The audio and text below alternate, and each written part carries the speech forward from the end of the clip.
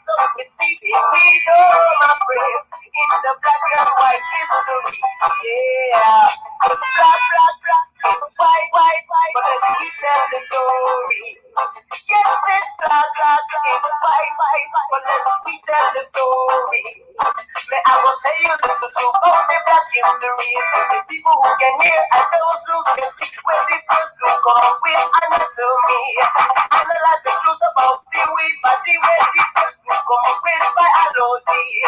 Analyze the life in the society when they first to come up with Egyptology. Construct the pyramids that you see when they first to come up with psychology. Analyze the mind in the vicinity when they first to come up with musicology. To put the rhythm of your soul and make it rock steady. Correction, my friends, with the black and white history. Yeah, it's black, black, black, it's white, white, white. But let me tell the story. Yes, it's black, black, black, it's white, white, white. But let me tell the story. Black and white story in my mind. Oh yeah, say we have to analyze it. Black and white story in my mind, in my mind. We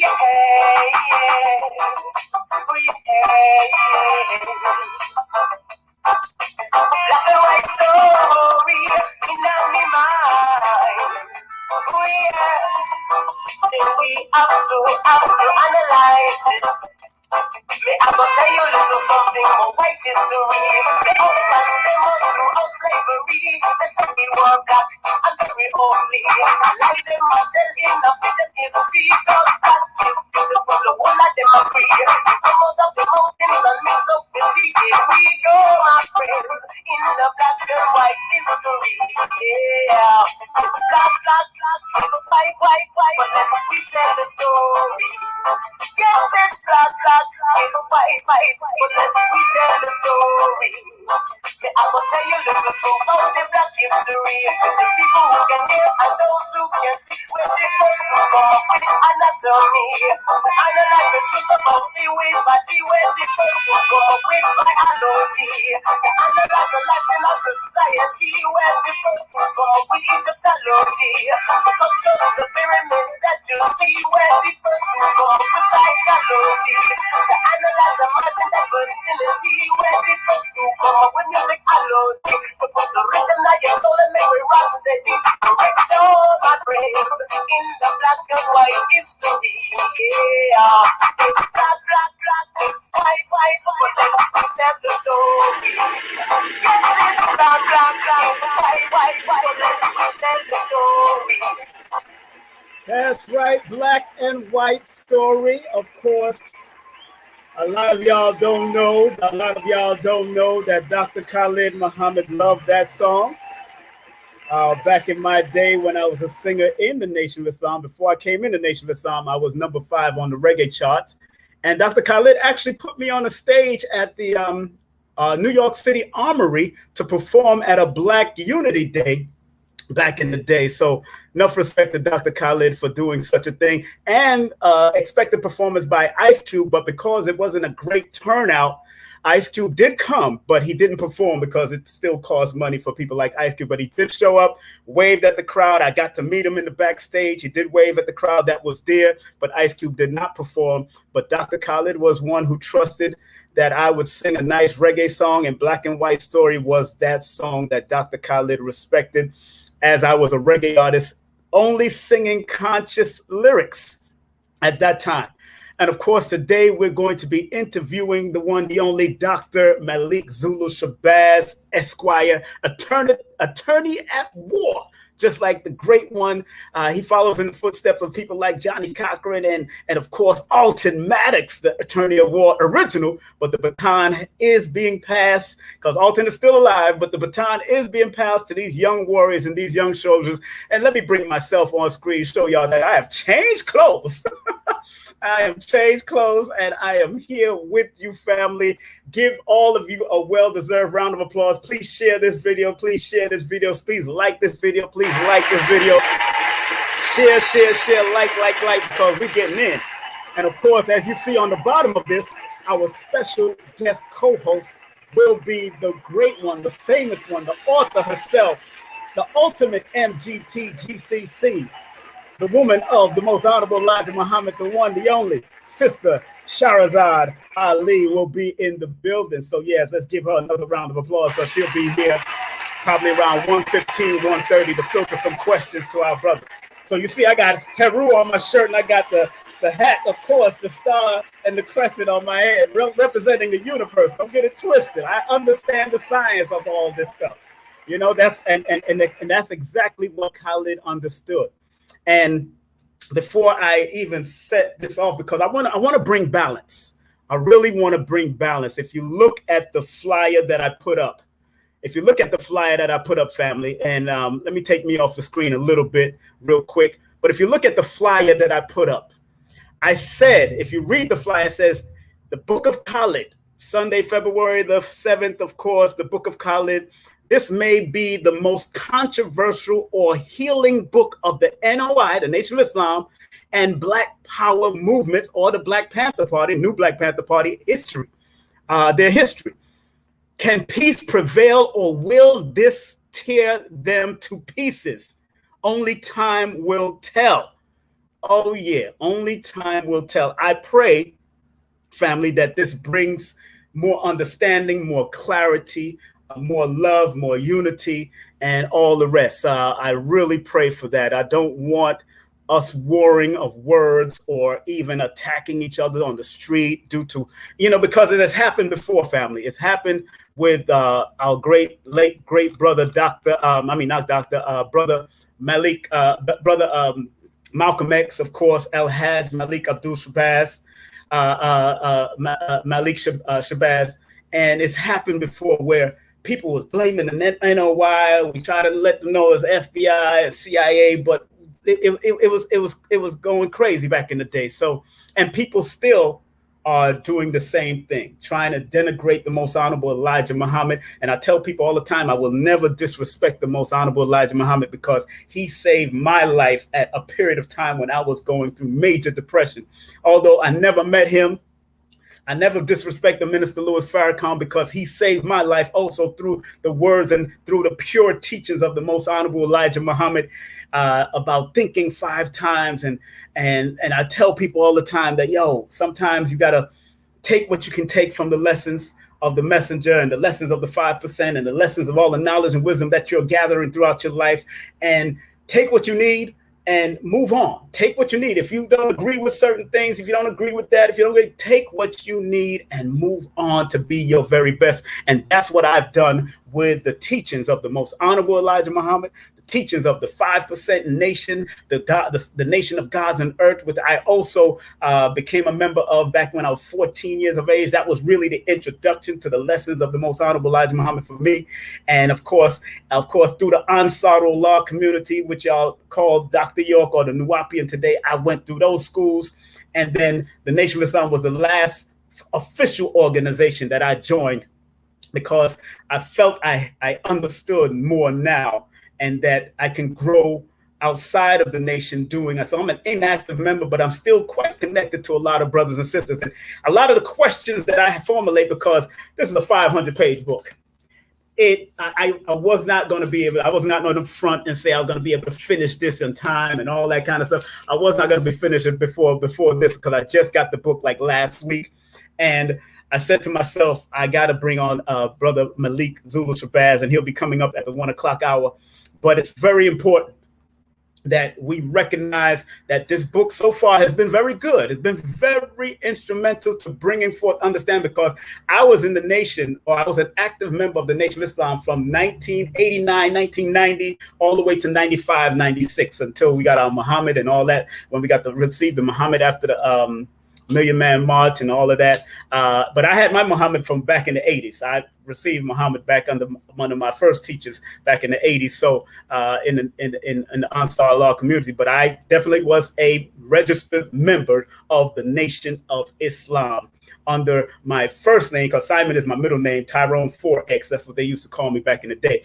But they called me Simon X because I was traveling back and forth in the nation as I was studying in the ministry class under Abdul Haq, who Abdul Haq is also acknowledged in this book. I guess he was interviewed also, and he might be in the chat. He might be around also. So big up to all of those that was acknowledged. Also big up to Dr. Farah Gray, who I had the privilege of speaking to. And I've been quite connected through a great sister, Ya Asantiwa Nzinga, his godmother, and great people like her, who even when I was hosting Moshood shows, when I left the nation and went into hosting back reggae shows and doing conscious stuff in the reggae world, and even giving NOI members jobs at different nightclubs and different shows, and connecting them to the Staple Chase Park in Coney Island with the big reggae shows. I was one of the security team. We was the Nation of Islam. We were doing X-Men security. All of us was doing what we had to do, and I got a lot of them through the clubs because my club affiliation. I always knew that the Nation security, as far as searching and all that, was extraordinary.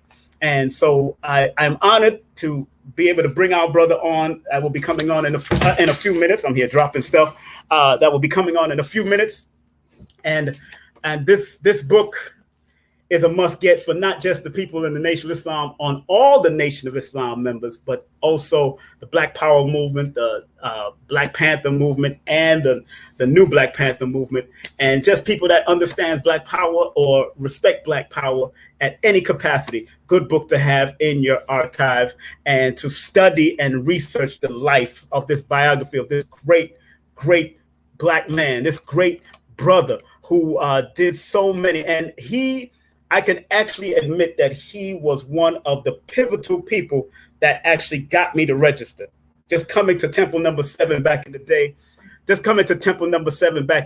I recognized that Khallid and Farrakhan's power together pulled me into the nation back in 1989, 1990. So, and to a point that I named all my children that I had control of Muhammad. I had Muhammad, of course, under the messenger's last name, the Most Honorable Elijah Muhammad. And also Minister Farrakhan's last name is also Muhammad. Let's not get it twisted. Louis Farrakhan Muhammad is his name. And also, I named two of my children after Dr. Khallid Abdul Muhammad. One of them was named KHALLIDA. One of my daughters was named KHALLIDA, and one of my sons was named after his son, KHALFANI. So I'm not here to go against what Malik is writing. I'm not here to go against the Nation of Islam. I'm here to bring balance. As most of y'all know, I'm about unity. I'm about seeing. I don't want to see fussing and fighting. I see our brother in backstage. I'll bring him on momentarily after I read his brief bio in the front here. And the brother, he did a great job so far. I couldn't get through all of the books. That's why I had to filter questions from people in the nation, outside of the nation. I filter questions from a lot of people, and then I'm bringing on a guest co-host, superstar herself, Sister Shahrazad Ali, who has some questions for him also. But without further ado, I see my brother in the backstage. This brother, I even named one of my sons after this brother. So just to show you that my son's middle name, my youngest son's middle name is Malik. Jordan Malik, and today is his birthday. So enough respect to my son. I just sent him some funds because I'm down here in Florida chilling, and they up there in New York in that cold. But without any further ado, before I want to read the bio about the author in his book, the book of Khallid here, the biography of Dr. Khallid. Malik Zulu Shabazz is a former aide, spokesman, and lawyer for Minister Khallid Abdul Muhammad. Shabazz succeeded Khallid Muhammad and served as the national chairman of the new Black Panther Party from 2001 to 2013. He currently heads Black Lawyers for Justice, which he founded in 1996. Attorney Malik Zulu Shabazz prosecutes civil rights cases against police officers and cities who are responsible for police abuse and murder against Black people.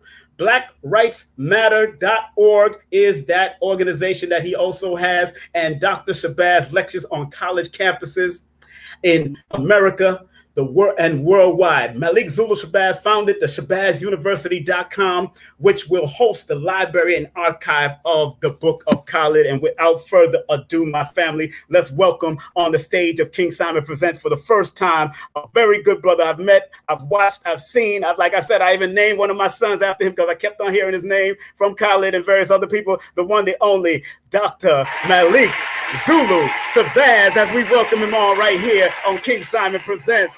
Assalamu alaikum, Hotep. Peace, my brother. I can't hear you, brother. You're on mute. I can't hear you.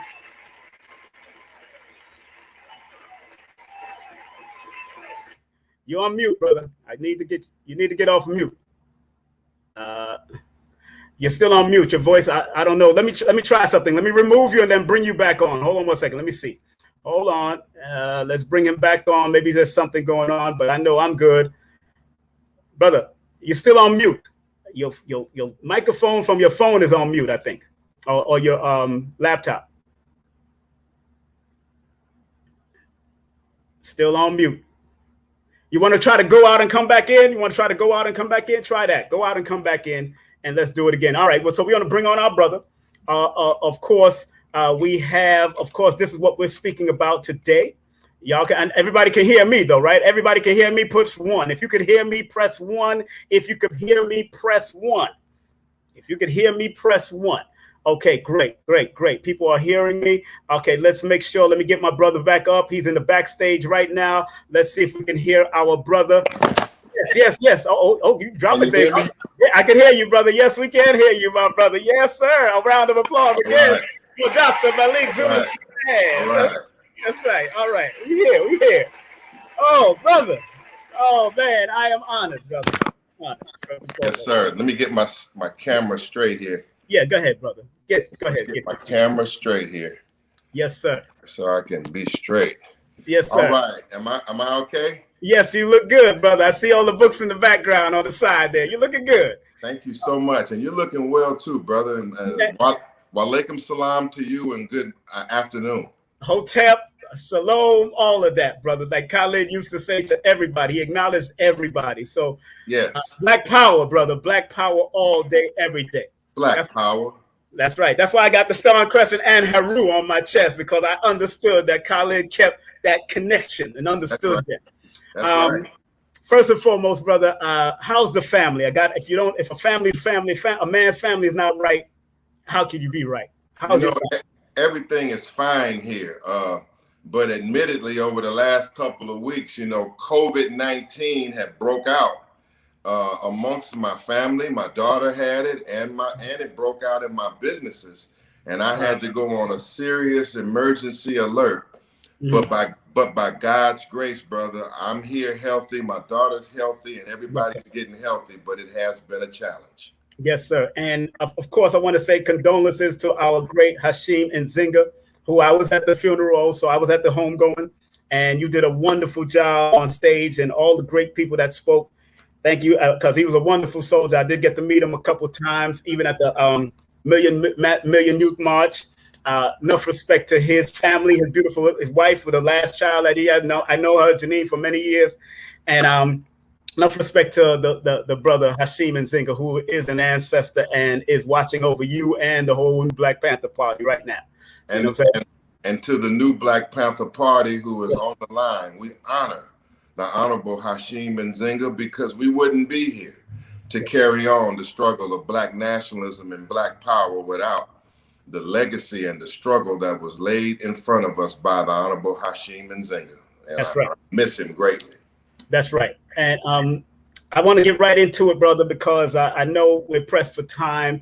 But I put on my flyer I put something on my flyer. I know you sent it, and I want to say something. I want to reread what I said, so people understand where I'm coming from the heart. And I looked at the flyer and I said, this may be the most controversial or healing book of the NOI or the Black Power movement history. Can peace prevail, or will this tear them to pieces? Only time will tell. I did that for a reason, because I honestly want balance, because I love Khalid just like I love the minister, but I love the messages teachers.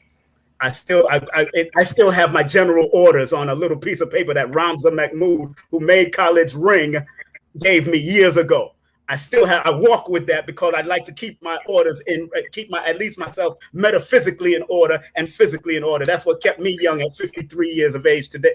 This week, 54 years of age on February 1st. I just celebrated my Earth Strong. So I wanted to say the premise, the timing is everything, Brother Malik.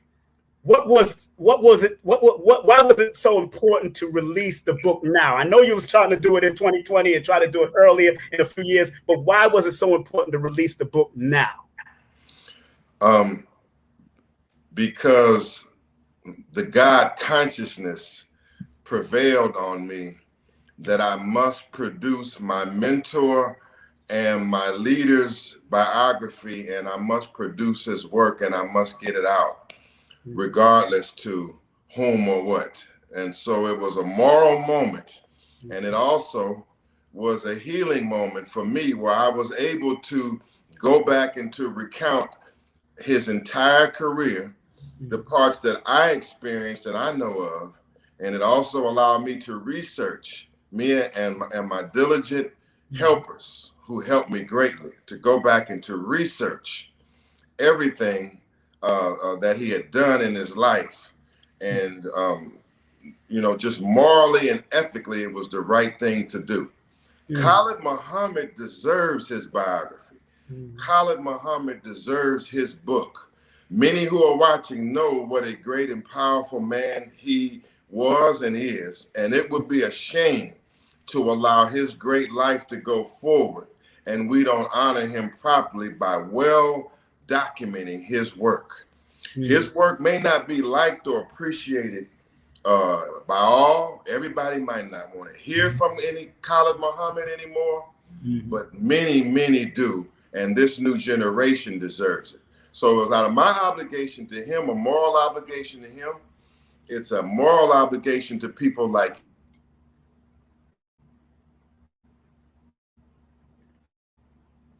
I might have to change a setting on my phone in a minute, but it was a moral obligation. Yeah, you want to change the setting? Go ahead and change the setting. Go and change the setting, and then we'll be back. Change the setting. As he changes the setting, my brothers and sisters, of course, he's talking about why it was time for him to release this book at this time, especially on Dr. Khalid's birthday. He released it on January the 12th, on Dr. Khalid's birthday. But as we wait for our brother, please remember, go and support the book. You can actually go and purchase the book. It's available at www.thebookofkhalid.com or thebookofkhalid.com, and it's available on Amazon. As you can see, the Amazon link is also on there. I will share the link in the chat.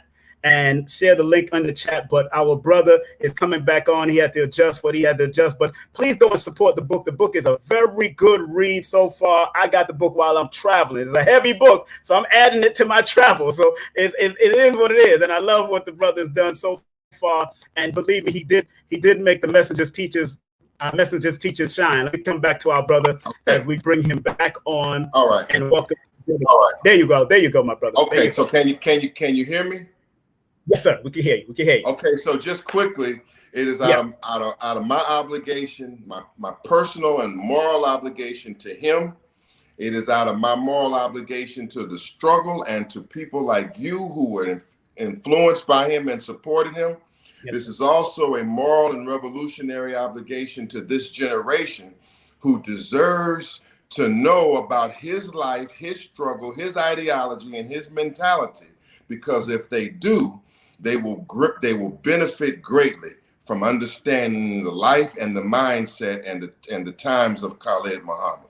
So those are just some of the reasons. And there are other reasons. This is a great history on the Nation of Islam. This is a great history on the 80s and the 90s. Uh-oh. You cut off again. Let's just keep rolling. Let's keep rolling. Out of a moral obligation. Yes, sir. That was out of the moral obligation. That's why you did it. So, let's go to Khalid's family. How's Khalid's family doing? His beloved children, his ex-wives, wives. How are they doing now, brother? Before we move on. Okay, well, Farrah Gray, yes, his son, we I knew him to as Farrakhan Khallid. His yes, name is on the cover. Yes, sir. Because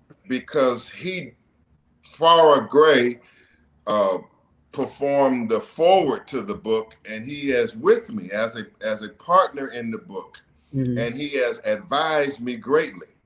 Yes, that's a great photograph. Yeah, that's me. That's me, Farrah Gray, and Bob Marley's son, Kamani Marley. So he's doing well. Yes. Minister Khalid's other children, his son KHALFANI, and others are doing well. Farrah's mother is doing well. Yes. And Farrah, many don't know that during his teenage years, while his father was alive, he was honored and made great progress as a young teenage entrepreneur. So since his father passed, he's gone on to great heights in the publishing fields and is recognized as a top social media influencer. And so he brings great depth and value to the project, meaning that we're just getting started as we come on the 20-year anniversary of his passing. We're just getting started.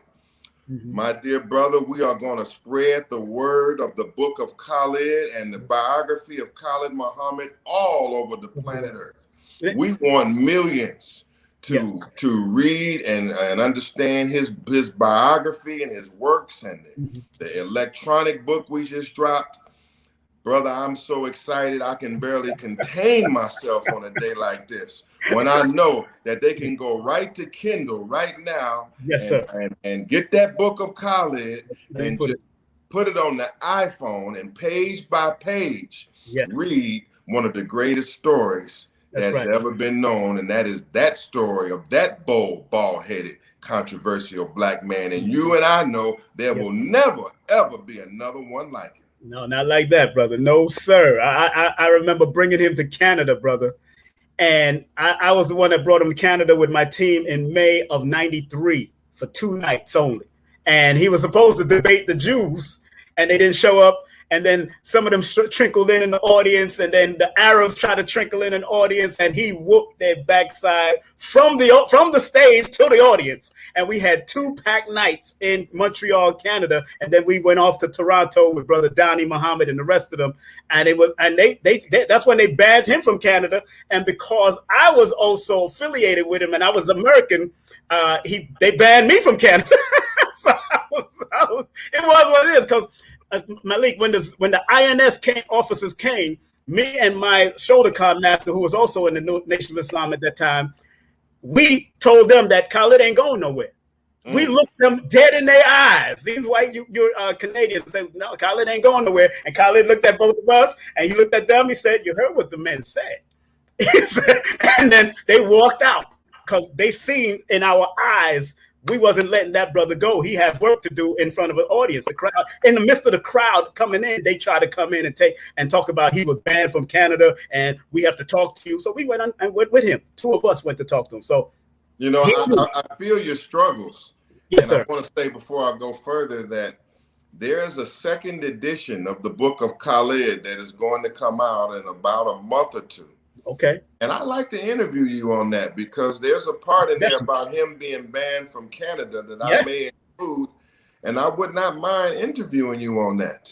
Because they are, even though this is a lot of information is here, 528 pages, 940 footnotes, still sometimes I come across other things. So there's a 2nd edition coming. I'll be honored to interview you. Now, I want to say this: your experience there and mirrors my experience to an extent. Yes, sir. Khallid Muhammad was our vehicle to express our discontent with white America, white racism, and white atrocities that have harmed our people. And because we were angry and upset about what had been done to our people, he became the vehicle and the mouthpiece of which we could gain relief and gain our fight by supporting him, we were in the fight against white racism and white supremacy and what the white man had done for us. And like myself, you suffered some persecution. And the book of Khalid talks, chapter 7 gives my history as a student organizer, student warrior. Chapter 14, the exaltation of Khalid, goes through the intense persecution that I suffered at Howard University as a result of my direct support of Khallid Muhammad. So I had the president and the vice president of the university saying that I cost the university $30 million. They had threatened to end my law career, boot me out of law school. I even at one point been arrested on Howard University's campus, banned from using the facilities. This book, Brother Simon, is a book about, it has many layers to it. You're talking inside of the book, you're talking about struggle and the price you pay for being uncompromising in the struggle. This book of Khalid is about the price that Khallid Muhammad pays for being unwavering for the teachings of the Honorable Elijah Muhammad. This book is about the price that Khallid Muhammad pays about being unwavering for the freedom, the liberation, and independence of our people. This book gives, to an extent, an autobiographical account from me or myself on how you will be persecuted, tested, and tried for supporting an uncompromising revolutionary like Khallid Muhammad. So therefore, the student, the young activists, those that support revolutionaries will also find great light in this book. This is a battle, my dear brother, about militant radicalism versus conservatism, revolution versus moderation. This is a battle about Black people's struggle in the 80s and 90s, including the Honorable Louis Farrakhan, Al Sharpton, Marion Barry, and others, on how they were trying to get free and what did work and what didn't work, and how Khallid Muhammad was trying to get us free. He has successes, he has some failures here. And that's what is making this book a page-turning book. I think you went out. I got you. Okay. Please support the book. I just put it up in the chat. Please go to either the book of Khalid.com or Amazon also have it, Kindle, all of that have it. And I'm telling you, family, please support it. It's a very good book. But I see our dear beloved sister in the background. I want to make sure we bring up our sister who wants to ask a few questions. But before I bring on our sister, now, people have asked, where did you personally get your name? Because I seen you on a previous interview and you said you wasn't a registered Muslim. So where did you get your name, Brother Malik Zulu Shabazz? I get my name from my grandfather, who was a Nation of Islam staunch member since 1955. He's written about in chapter 7. His name is Thomas X or Malik El Amin. Okay. So as a youngster, when I was very, very young, before the Nation of Islam fell to Wallace Muhammad, I attended lectures for the Nation of Islam in 1974. Okay, and so I was split from my grandfather when the nation fell, but when I got back into college in 1986, my grandfather started teaching me Islam. My grandfather hooked me in with the West Regional leader of the Nation of Islam, Wazir Muhammad, and my grandfather hooked me in to bring Minister Louis Farrakhan to my campus. So by being taught by my grandfather, starting a relationship with the Nation of Islam and Minister Louis Farrakhan and Khallid Muhammad, my grandfather named me Malik. And I, in my understanding of consciousness, took on the name Shabazz because I'm not embarrassed to say that I love Malcolm X. That's right. And I love that the Honorable Elijah Muhammad teaches that Shabazz means the greater taker. Yes. That which meets and overcomes all obstacles. And that's in my character and in my mentality. I'm a fighter, and I believe that I'm an overcomer.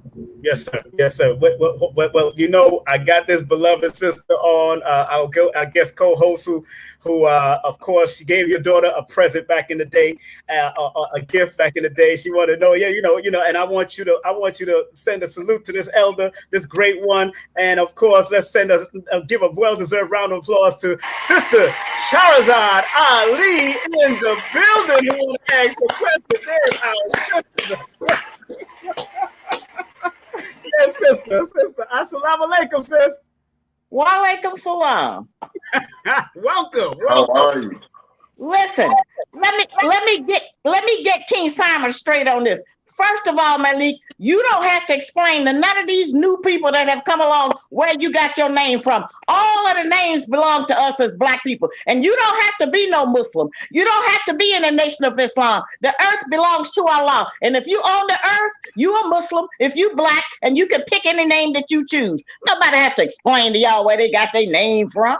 Just ask it, sister. Just ask it. Just ask. Come on, stop playing. Yeah, where did you get your name from? Where did Simon come from? Did nobody get off the ship named Simon? Where you get your name?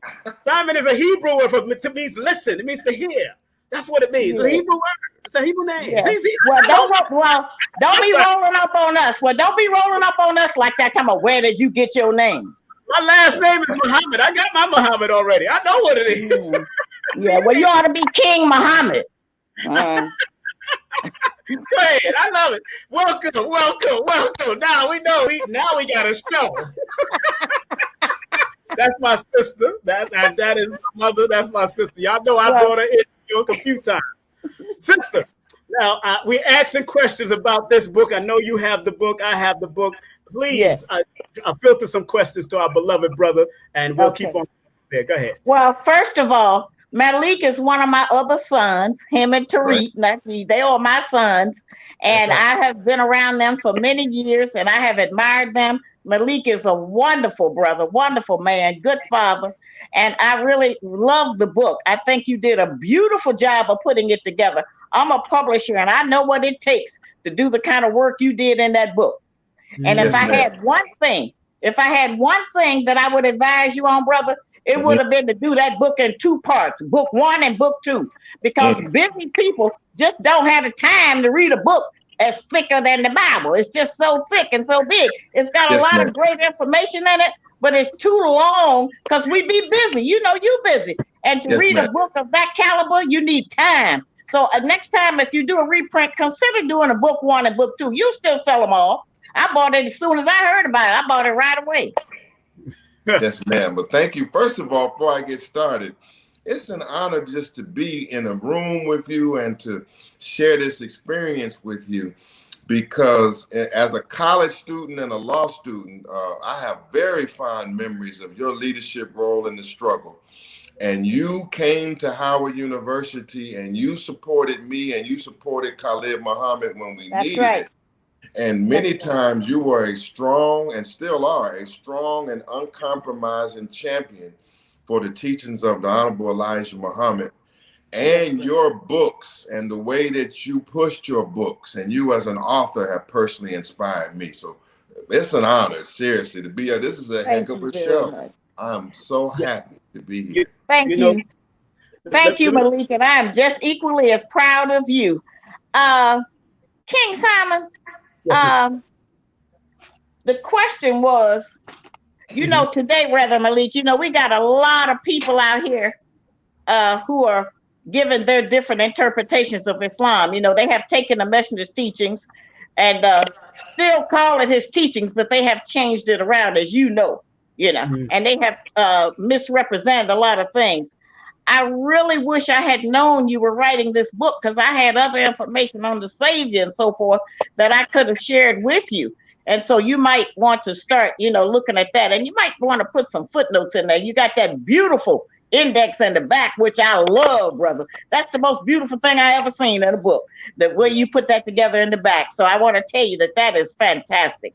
That is really good because it allows you to, even though the book is thick, it allows you to go and find the topic that you are looking for. That's right. And be able to look that topic up and do that. But the Savior was going around to a lot of Black people's houses. Now, you know, we've had a lot of discussion over the years about Master Farrakhan Muhammad. So in your next thing, I would like you to refer to him as Master Farrakhan Muhammad, not just Farrakhan, because we're not on first name basis like that with God. Okay? We're not calling the messenger Elijah, none of that. He is the Honorable Elijah Muhammad. Okay? You know, we didn't never know nothing but one master, and that was the slave master. But we did not know at that time that there was a greater master over him, a master of the universe, which was Master Farrakhan Muhammad, which is. And so I want to see those kind of things because, you know, I've been a registered Muslim since 1967. That was when I was born. That's the year I was born. So right. Okay. So I have been in this a very, very long time. And I don't have to talk about what happened. I was there. I know who did what, who said what, who behaved, and who, you know, different things. So that has been such a great honor for me to have been a part of that history. The messenger, Honorable Elijah Muhammad, he is responsible for me becoming an author and being a writer. Because at the time, in the 66, I was writing poetry.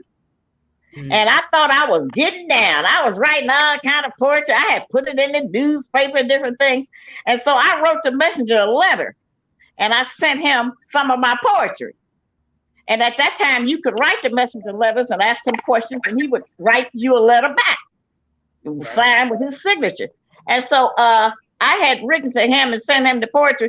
He sent me back a letter, I guess about a month or two later. It had one sentence. Sister Shahrazad, I am not concerned with poetry. And that was the end. I never wrote another poem. I started trying to write books, and that's how I became an author, because he told me he didn't care about that nonsense, you know. So I went and I started writing, and that the rest, as we say, is history. You know, I was able to do that. But let me tell you a couple other things about Master Farrakhan Muhammad. You know, we have issues with people.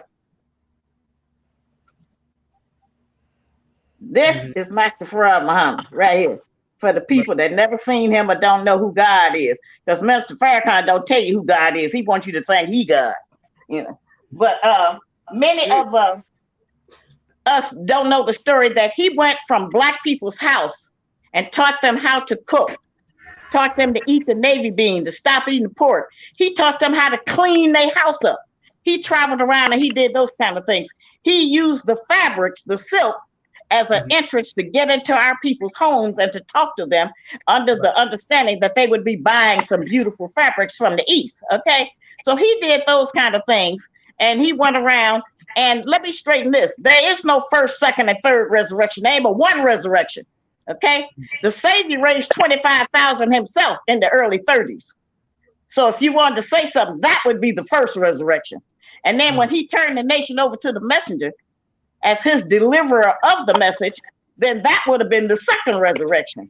The nonsense that Wallace and Farrakhan them gotten, that would have been the third and fourth. So it gets real silly. So there ain't but one resurrection. You don't have to be resurrected but one time. If you're mentally dead and you get woke, then that's all you have to, you know, look forward to.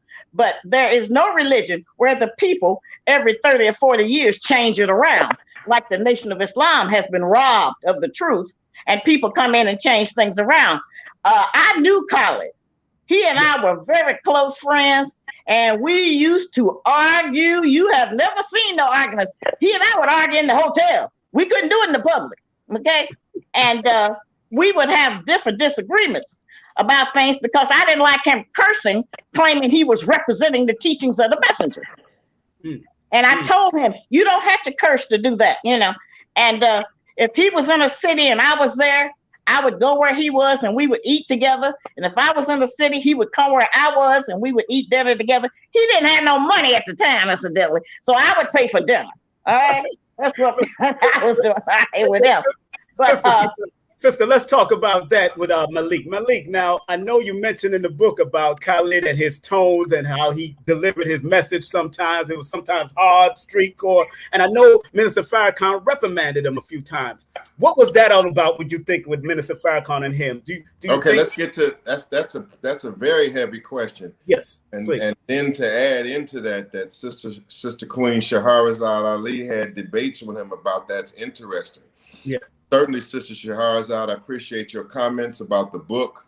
And as the second edition comes out, I'm going to interview you also. I'll take a few points from you for the second edition. I want to say that before I talk about the language question, that this is a objective, scholarly rendition of important parts of the founders and the history of the Nation of Islam. That's although I personally know him and honor him as Master Farrakhan Muhammad, I had to be careful in writing this book, knowing that I would have to deal with the scholars of this world, and I would have to deal with other writers and authors. I wanted to be clear that as a lawyer and as a writer, that I was writing the book from an objective perspective and not just as a religious person, because I knew that I wouldn't be taken seriously, Sister Shahrazad Ali, like some other books have been written on the Nation of Islam, when it's obvious from the gate that you are a religious convert. So therefore, so I put that on the record. That's why I say, even though I quote others saying he's Master Farrakhan Muhammad, I refer to him as he calls himself in his lessons, W.F. Muhammad. I do that for a scholarly reason.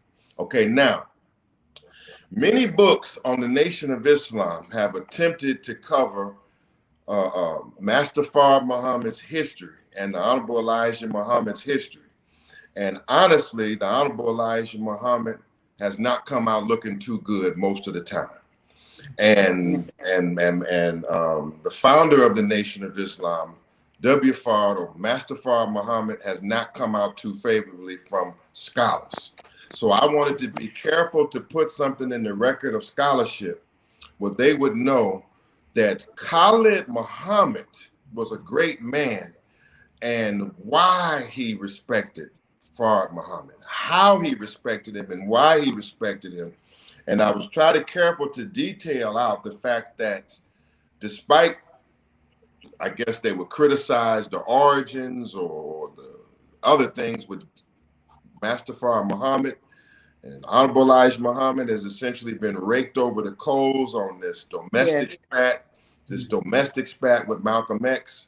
I mentioned that, but I wanted the Honorable Elijah Muhammad to be written about in history in a way that is objective, yet supports my contention that he's one of the greatest and one of the most effective. I quoted somebody saying he was the most effective black leader we ever had. Yeah, right. And that Farrakhan Muhammad's teaching, his teaching, outside of the question of whether he's God or not to the religious believer, his teaching and his doctrine, I said, in no short span of time has any man's doctrine been so effective and adhered to as Farrakhan's doctrine, which spreads all the way past Elijah Muhammad. It goes into the 1960s, the Black Panther Party, Malcolm X. There is divinity in his doctrine because that's the teaching. We fighting here. We talking about the teaching here. So as I close this point here, Sister Shahrazad, all in all, Khallid Abdul Muhammad, in my judgment, upheld the teachings stronger than anybody. We can talk about some of his language. We can talk about the fact that he was seen carrying guns. But when you weigh it out on the scale of who upheld the teaching, the lessons that the white man is the devil, if Khallid Muhammad had not held that up, and if it would not be continued to be held up in this hour, I know there are other pockets of persons who believe in it, But if Khallid Muhammad didn't uphold the teachings, and if it was not continued to be upheld, there's a threat that the teaching would be wiped out, that you would only be able to go back and find it. You made hear me out now. I'm hearing you. So I consider Khallid Muhammad to be one of the his mission was to uphold and preserve many of those core teachings of Elijah Muhammad that otherwise would have been either distorted, lost, changed. And that was a reason. I say that Khallid Muhammad, to a great extent, gave his life, gave his career, and all of that for the teachings. Now let's talk about his language. Well, maybe you argue with him about the word goddamn. Well, his defense on that was that God had damned the white man, and that the entire teaching was about God damning the white man. So I don't say he was using foul language when he said God damn. Well, wait, okay. Something else? Okay. Is there something else you take? Let me talk. All right, I hear you. And Khallid did reach the youth, but he did not stop the teachings from being distorted or people lying about it. And Minister Farrakhan, as you mentioned, King Simon, that Farrakhan had to reprimand him. He got a nerve trying to reprimand somebody, and he is up on the stage now cursing and using all kind of ignorant and filthy and slang language in front of the sisters and the children and everybody. So he just hadn't got to it yet. Khallid was maybe opened the door for that kind of language and did that. He was a good believer. He was a good brother, and he reached more youth than would have been reached. I give him that. He absolutely did. And I remember once Khallid asked me to go to the Million Youth March up in New York. And so I said, well, Khallid, you going to be able to protect me? Because, you know, they're going to be going wild up there. You done made everybody mad and everything. He said, yeah, sister, I'm going to have the fruit over there. I said, I don't know, because, see, it's going to go good and then it's going to snap. So I don't think I'm going to be able to go. He was so disappointed. I think that was around the time that Sharpton gave him that $50,000. I'm not sure. But anyway, I didn't go. Sharpton never gave Khallid Muhammad $50,000. No, it was Master P, right? Master P. Well, Master P gave something, but it was more. He gave something, but it was much more than that. Now, Master P came through. He helped out. Sharpton supported us. Well, that's what they were saying in New York at that time. Okay. That's where I got that from. Some brother told me that in New York. So I'm glad you straightened that out for me, because I had never known Sharpton giving no money away. And so I thought that was going to be a big deal. But at any rate, sure enough, they tore the stage up, the devil moved in, and they all went crazy. So I was glad I did not go. And I kept telling him, you can't put the sisters out there on the front line like you brothers. You got to keep us back. You know, we have a teaching that says the baby was hid in the wilderness to keep the dragon from devouring it. So everybody couldn't be out front. And as a woman, I'm just a sister. And I try to stay in my place. I never hardly get in things unless somebody just getting obnoxious about the messenger, you know. But I know that the teachings have been changed. I know that Khallid, he did what he should have did for himself. He went for self instead of trying to stay there with that nonsense that Farrakhan was teaching, because he had changed so many things around. So I am glad that Khallid went for self. He was a wonderful example of strength. And I remember once we went to something here in Cincinnati, and Khallid was speaking, and I took my sister over the meeting. She did everything but dropped her knees on the floor. And I had never seen her admire no black man, but she was so taken with him. She just started, and he was so beautiful. I have never seen a black man more handsome and finer than him. He was absolutely beautiful. You couldn't get no blacker than that. If you like black, you had to like him. Well, let me say, there's a lot in what you're saying. Certainly, as a point in the book, I says that he was viewed as, sometimes as, he was a very handsome man, and even to some, as a sex symbol. The former court. He should have had a calendar. He should have had a calendar. I wish I'd have thought of it. But you know, there's so many things about his, you know, there's a chapter in here called Anything to Keep the, where there's a chapter called The Nation is Back, and a section called Anything to Keep the Doors Open. Yes. And it talks about Khalid, and it talks about Farrakhan's mother, Sister Khalida, and Khallid Muhammad and his Rolls Royces and the way and his unique style and Yeah. his personality and all of that. So Yeah. that's part of the book. It wasn't so easy, Sister Queen Shahrazad, as we point out here. When you say you're glad that Khalid went for self, that was a torturous road for him. And it's recounted in most of the books. See, and you know, even when I was with Dr. Khalid, you know, it was easy for me to say, well, Khalid, you know, if they don't want you there, you can't get along there. Just go ahead and form your own group. Let's just go do this. When I look back years later, I said, Malik Zulu Shabazz, that was very easy for you to say. You didn't put your life and your blood and everything into this. And it's only to know that when you fully commit yourself to something, fully commit yourself to a cause, a leader, and an organization, 100%, and you end up on the bad side of it, and there is no pension, there is no unemployment program. You telling me? You telling me? No, that's a good statement, Brother Malik. That's a good statement, Brother Malik. And outside of material things, just heart. This is a battle between Khallid Muhammad's mind and his heart. His mind is for Black liberation, reparations, separation, freedom, and independence. His heart is there too, but his heart is also tied with an intense love for his leader. And if his leader takes a different political path, takes a different religious or theological path, then Khalid is torn between what he knows is right and his personal love towards his leader. And the whole book is talks about the fallout in this love affair between two men whom I come to the nation for, and many who come to the nation for. We come there, for those who are watching, for who? Farrakhan and Khalid. In the 80s, in the late 80s, and the early 90s, we are there for Farrakhan and Khalid. And those, and many of us who were with Khalid, sometimes we didn't know about Farrakhan, and some of us who were Black nationalists, we didn't not favorable to the Malcolm X situation, honestly, Sister Shahrazad.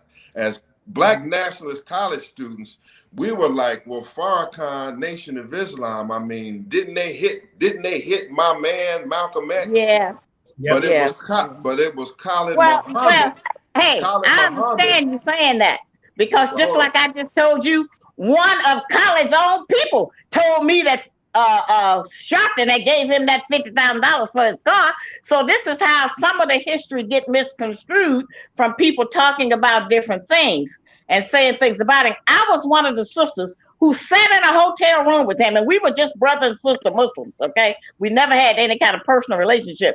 But as we would sit there and talk, I said, brother, you're not going to be able to carry that kind of rage that you have without taking your medicine. We used to have it about that, because he had high blood pressure. And I said, you got to take it. I said, I take it. I said, now I can believe that the devil tricking me into taking the medicine. I said, but since I know that I have that racing heart, because I bring a warrior spirit too, and I'm just a woman. I say, you being God, I know what you bring. I see it, I hear it. I say, so you got to take something to offset that. You got to eat right, and you got to take them pills to keep your heart steady. So I used to have that argument with him. And then when he didn't take it, I guess it must have been probably a couple of years later that I heard he had passed, you know. So we have to sometimes submit to things that we don't like the idea, but if it's something that's possible to keep us alive, because we need him. You're covering several subjects. I'm going to cover that subject in specific. The question would be, how did Khallid Muhammad pass? Was it from natural causes, or would it be from an assassination attempt? Yes. You can important question, whether it was from natural causes or an assassination attempt. I'm going to take one step back, though. King Simon asked me about the language question. Yes. And you asked specifically what about? I'm going to come back to it. Let's not forget his passing. But you asked about his language question. We know that Shahrazad Ali had some issues with his language, but you pointed out the issue that the leadership of the Nation of Islam purportedly had with his language. Right. What was your question? No, I said I know he reprimanded him, but I know also that Khallid followed one of his lectures back in the day where he also spoke very articulately about the white woman and the bitch word.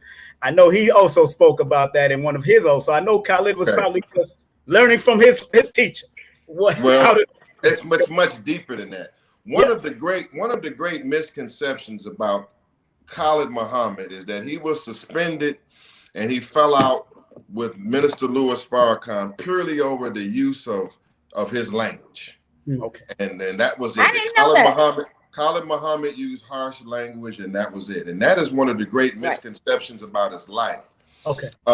You correctly pointed out, Brother King Simon, that Minister Louis Farrakhan did teach a lecture as minister of Mosque No. 7 in New York. It was called "The White Woman is a Bitch." Yes. And a two-legged dog. Two-legged dog. We have Minister Louis Farrakhan on record using the word cracker, bastard, and That's all right. kind of language. That's right. All kind of language. That's right. When he got going. Khallid Muhammad told me they used to ride in vans with men in the early 80s, and they would ride with vans of men that Minister Farrakhan was recruiting, and they were college recruits, and Minister Farrakhan would ride with them, and all he would talk to them about would be killing white folks and things that appeal to them, right? So Khallid Muhammad, and you, Sister Shahrazad Ali, have just said that real recently, Minister Farrakhan, he uses all kind of language, right? So my position in the book is that the language issue, honestly, was just a pretext for larger reasons that Khallid Muhammad was isolated and ousted. And I have a whole chapter here. I'm sure you love it, Sister Shahrazad Ali. It's called "Has Farrakhan Changed Direction?" It's chapter number 12 here, and there's a chapter 13 called "Busted." It's all about King Khalid and Khalid getting busted. Well, it wasn't just about language. We have throughout the book, when we have the chapter "Heir Apparent" and others, Khallid Muhammad is in Mosque Maryam saying, "Chop the arm off of the faggot.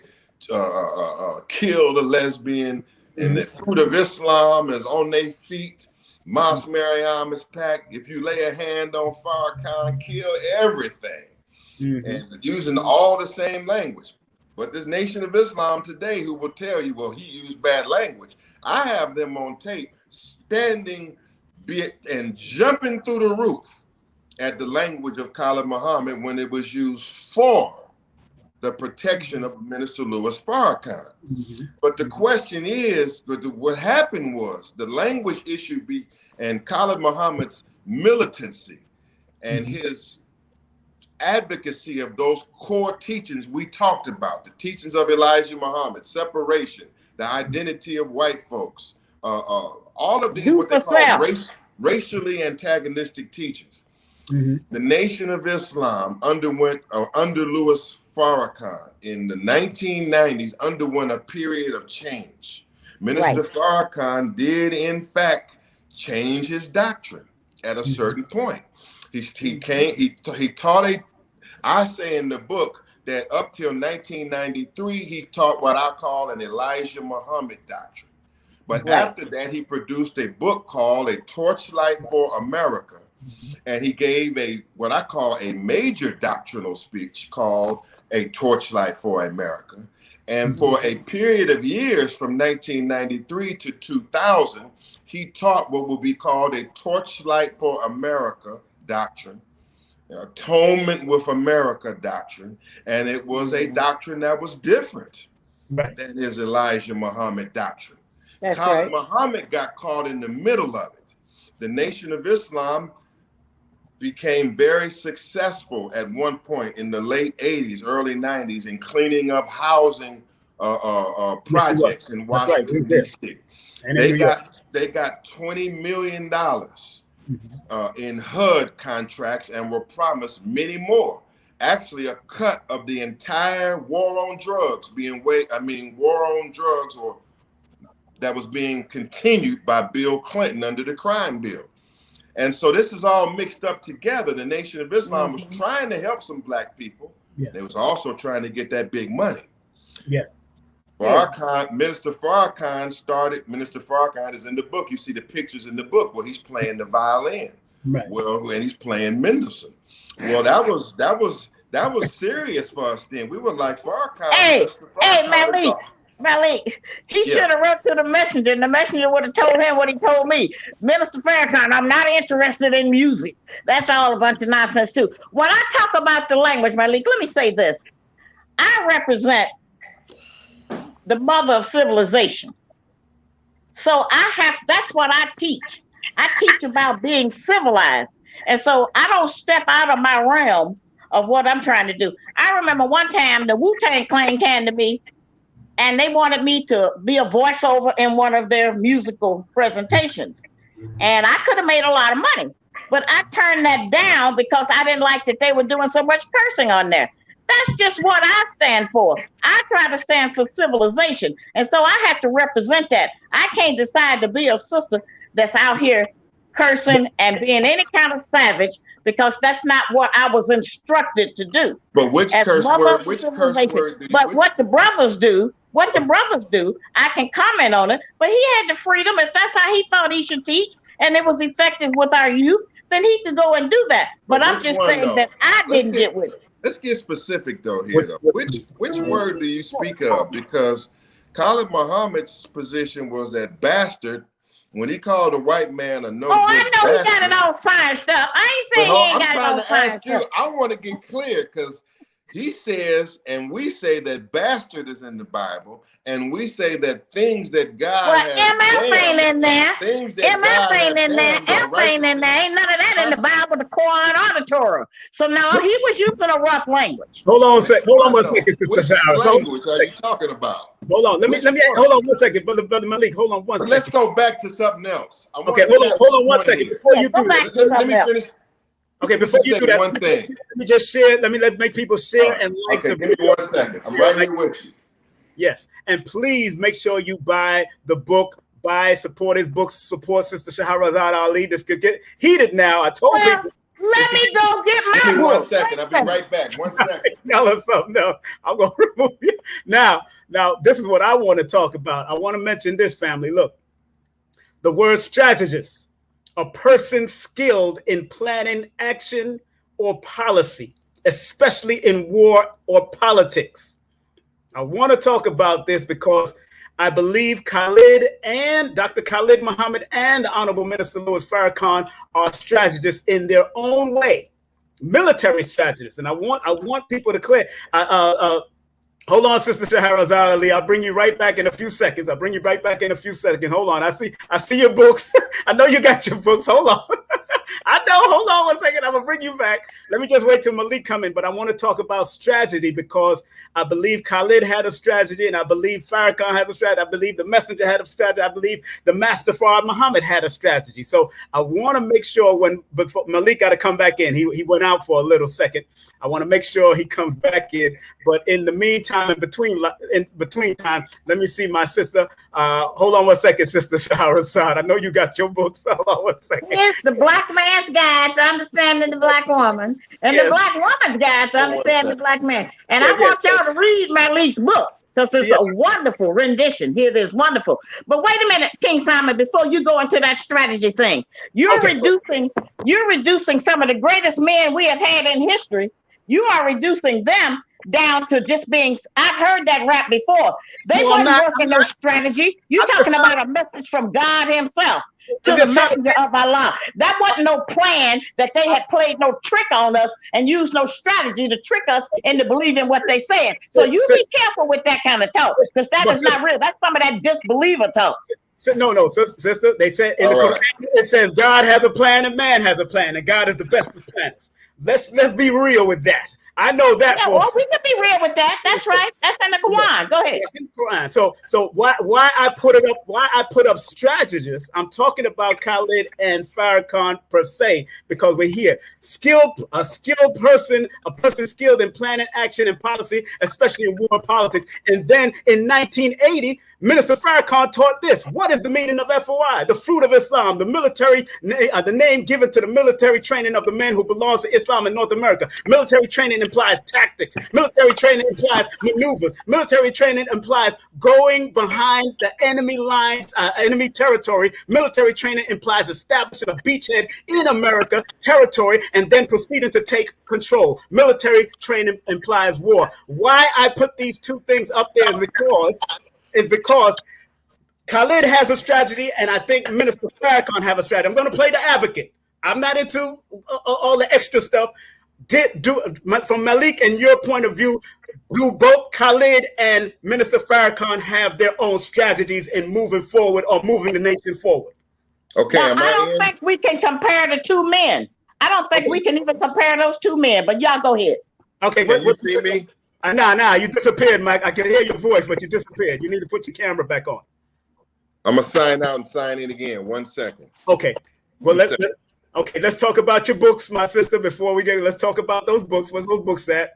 My sister says she has a strong Black Man's Guide to Understanding the Black Woman and the Black Woman's Guide to Understanding the Black Man. And you got other books too. So you got Not to Eat Pork, all kinds of stuff. So you got all. And we respect. Let me make sure we got your information on the bottom here, because I want to make sure we show you respect before we bring our brother. Well, you have to go to the white people to get my books. You can go to Amazon or eBay. I'm getting my own site built, but right now you can get my books on Amazon, eBay. And the Black people need to get Are You Still a Slave? That's the test book that all Black people need to take. And also, don't forget, you can email her at Sister Shahrazad Ali at Yahoo, and you can cash app her at Sodomay, $Sodomay, and PayPal through that same email also. Let me bring our brother back on, because we had him off for a second. Brother Malik, there you are. I see you, brother. Did you hear what I broke down about strategy and wrote that? Do you believe Khalid and Farrakhan have their own strategies to move the nation forward? I believe they were on a common strategy and a common agreement up till a certain point. Okay. Right. And then at a certain point, as is outlined in chapter 12, Minister Farrakhan engaged in certain strategies to advance, and we were told that this was to advance our liberation, and that these strategies that he advanced on, that we were to adhere to. And we were to adhere to him because the Honorable Elijah Muhammad, as we were told, had said that when you hear him, listen to him. And where he tells you to go, go there. And where he tells you to stay from, stay there. But they took that out of context. Let me rock for a second. Hold on one second. I know you got a lot of answers to that. You know, and at one point, and just to answer Sister Shahrazad like Ali quickly, when they used to hit Khallid with that later on in his career, he would shoot back and he would say, does that mean following Wallace? Okay. So there's a point to be made in there. But when Khallid Muhammad, in chapter 12, it dictates that when the Honorable Louis Farrakhan had his violin concerts, and when he said that music can be used to undo what words have done, and when he had news conferences after those violin concerts saying that that the purpose of the concerts was to make overtures to white people and white Jews that we had been taught that we were just at war with. We were taught that this was for a strategic reason to go along with the strategy. Right. Okay. We were taught that when Khallid Muhammad was suspended, that it was a strategy. We were taught in June 1993 that when the teaching came across the rostrum, that the white man the Caucasian is not to be called the devil anymore. He is to be called slave master or the enemy or any other name, but what the lessons say, we were taught that this is another strategy. We were taught going into all the way up into past Khallid Muhammad's, when Khallid Muhammad was suspended, it was a strategy. Trust Louis Farrakhan, even if Khalid gets hurt. Well, that's when I split, but many didn't. And even the book points out that I still had a torn, as many of us, still to this second, have a special place in our, maybe not you, Sister Shahrazad Ali. You got a different relationship. Different relationship. But he's kind of like a father to me, and maybe you also. So this is who's like a father to you? We're Minister going through Farrakhan. atonement. I'll explain something. I have a certain series of relations with him. Khallid Muhammad knows it. He points it out in the book. So we get through 1995 even. We're going through the Million Man March. And, you know, when we were there, it was kind of some conservative things there. We were taught it's a strategy. It was a strategy. But at some point in time, we got to realize that this strategy is not necessarily working. That's right. You know, when you get to the day when you have 2 million black men on the mall and you don't take a stand for reparations or separation, and all your friends, as the book pointed out, that was a blown opportunity. Become civil rights leaders or integrationists. Right. And you get to a point where you go before 2 million and you have to, for whatever reason, put one of the greatest black men ever. He can't even have a place on the roster. That becomes too much of a strategic sacrifice. That's right. That's right. When you can't mention reparations. In 1975. Ma'am? I left the nation in 1975 when Wallace came in with that foolishness he had. And I never went back to that. So you all also, we have to remember, and I always respected Khallid for this, you got two kind of Muslims. You got the temple Muslim and you got the street Muslim. Okay? And so a lot of the people who are temple Muslims, then they go in there, they need an individual leader. They need somebody to rally around. They need a temple and all of that. The messenger said, the temple I'm asking you to clean up and make ready is your own, yourself. He said, take your Islam and make it work for you. We have done that. And incidentally, Malik, you kind of look like Malcolm now. Is that a bad thing? That's a good thing. Malcolm was a beautiful brother before he got tricked. He was a beautiful brother. See, the messenger gave us something to talk about. We didn't have nothing to talk about. And all of the people that our black people in America admire, that's Malcolm X, Minister Farrakhan, Shahrazad Ali, Muhammad Ali. All of us had the same teacher. And the people love us. They just haven't figured out that he was the teacher of this. We didn't make this up. We didn't have nothing to say. I was on my way to being a Black Panther. That's right. Black Power. Well, you wouldn't have went too wrong there either, man. You're a good Black Panther. That's what you said about Malcolm. Let's go. I want to go there because Khallid made a lot of comparisons to him and Malcolm's life. Even when I brought him to Canada, he made a lot of comparisons. He was on a tour for that, especially after the Spike Lee movie, whom I used to work with when I was with X-Men Security under the Nation of Islam. Where I worked for him. And so Malcolm, that comparison, he kept on doing it. Now, would it be inevitable for him to go down the road? Although in a few of his lectures, he didn't want that bad period, that period where he get ousted out or get taken out. Why did that happen from your perspective, Malik? That's an excellent question.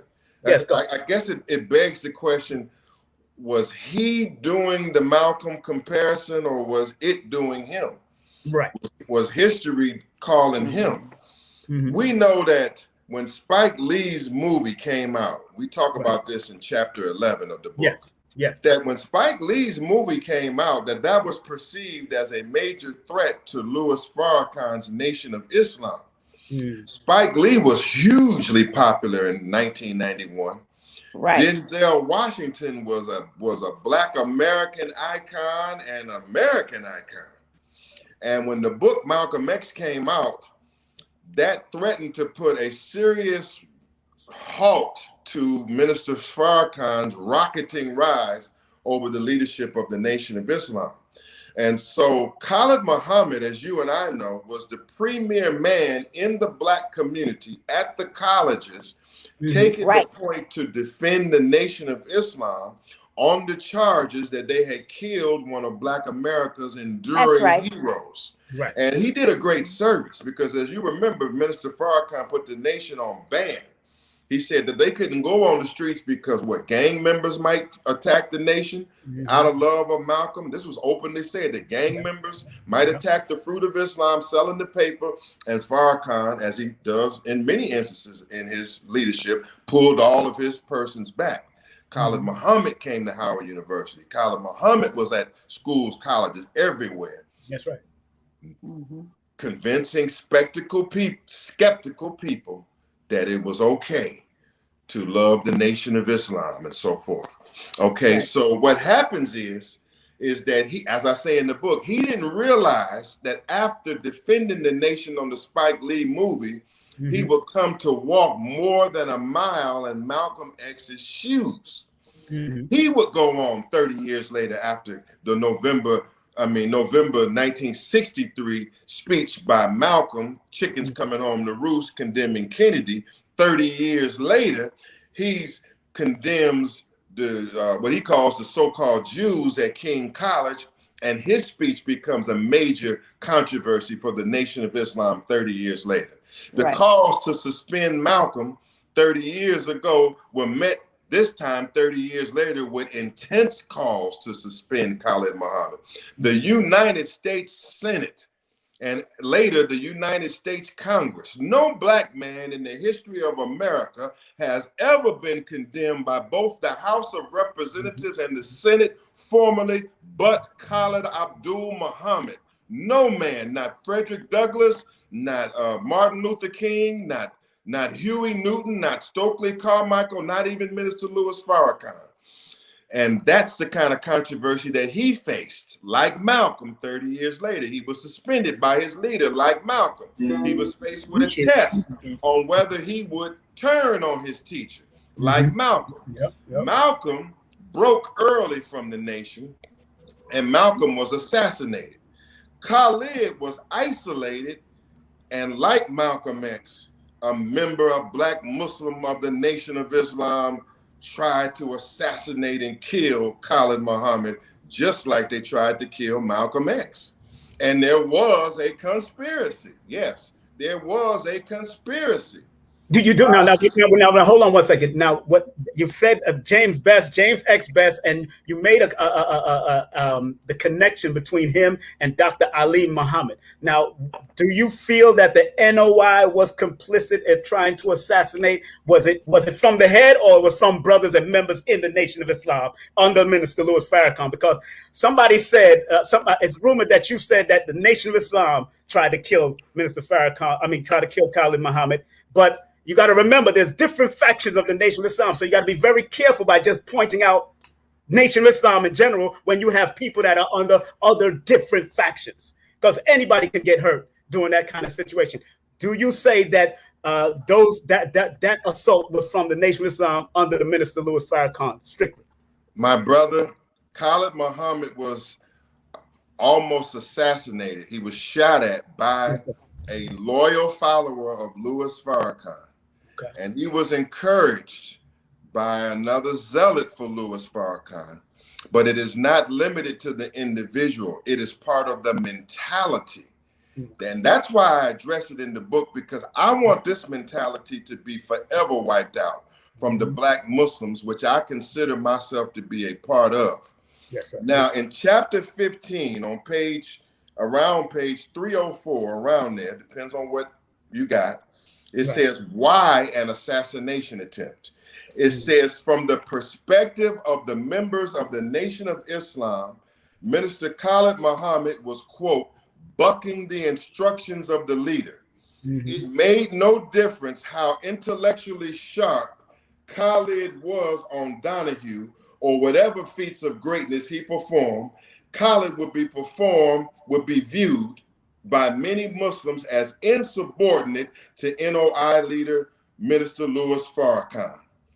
This accusation of rebellion against Khalid could only be cured by Khalid publicly toning down, compromising his doctrine, or go off on an island somewhere, as he had been advised by Vibert White, author of the Nation of Islam. I'm almost finished. Quote, the holy apostle does not err, was the familiar refrain from the Nation of Islam at the time.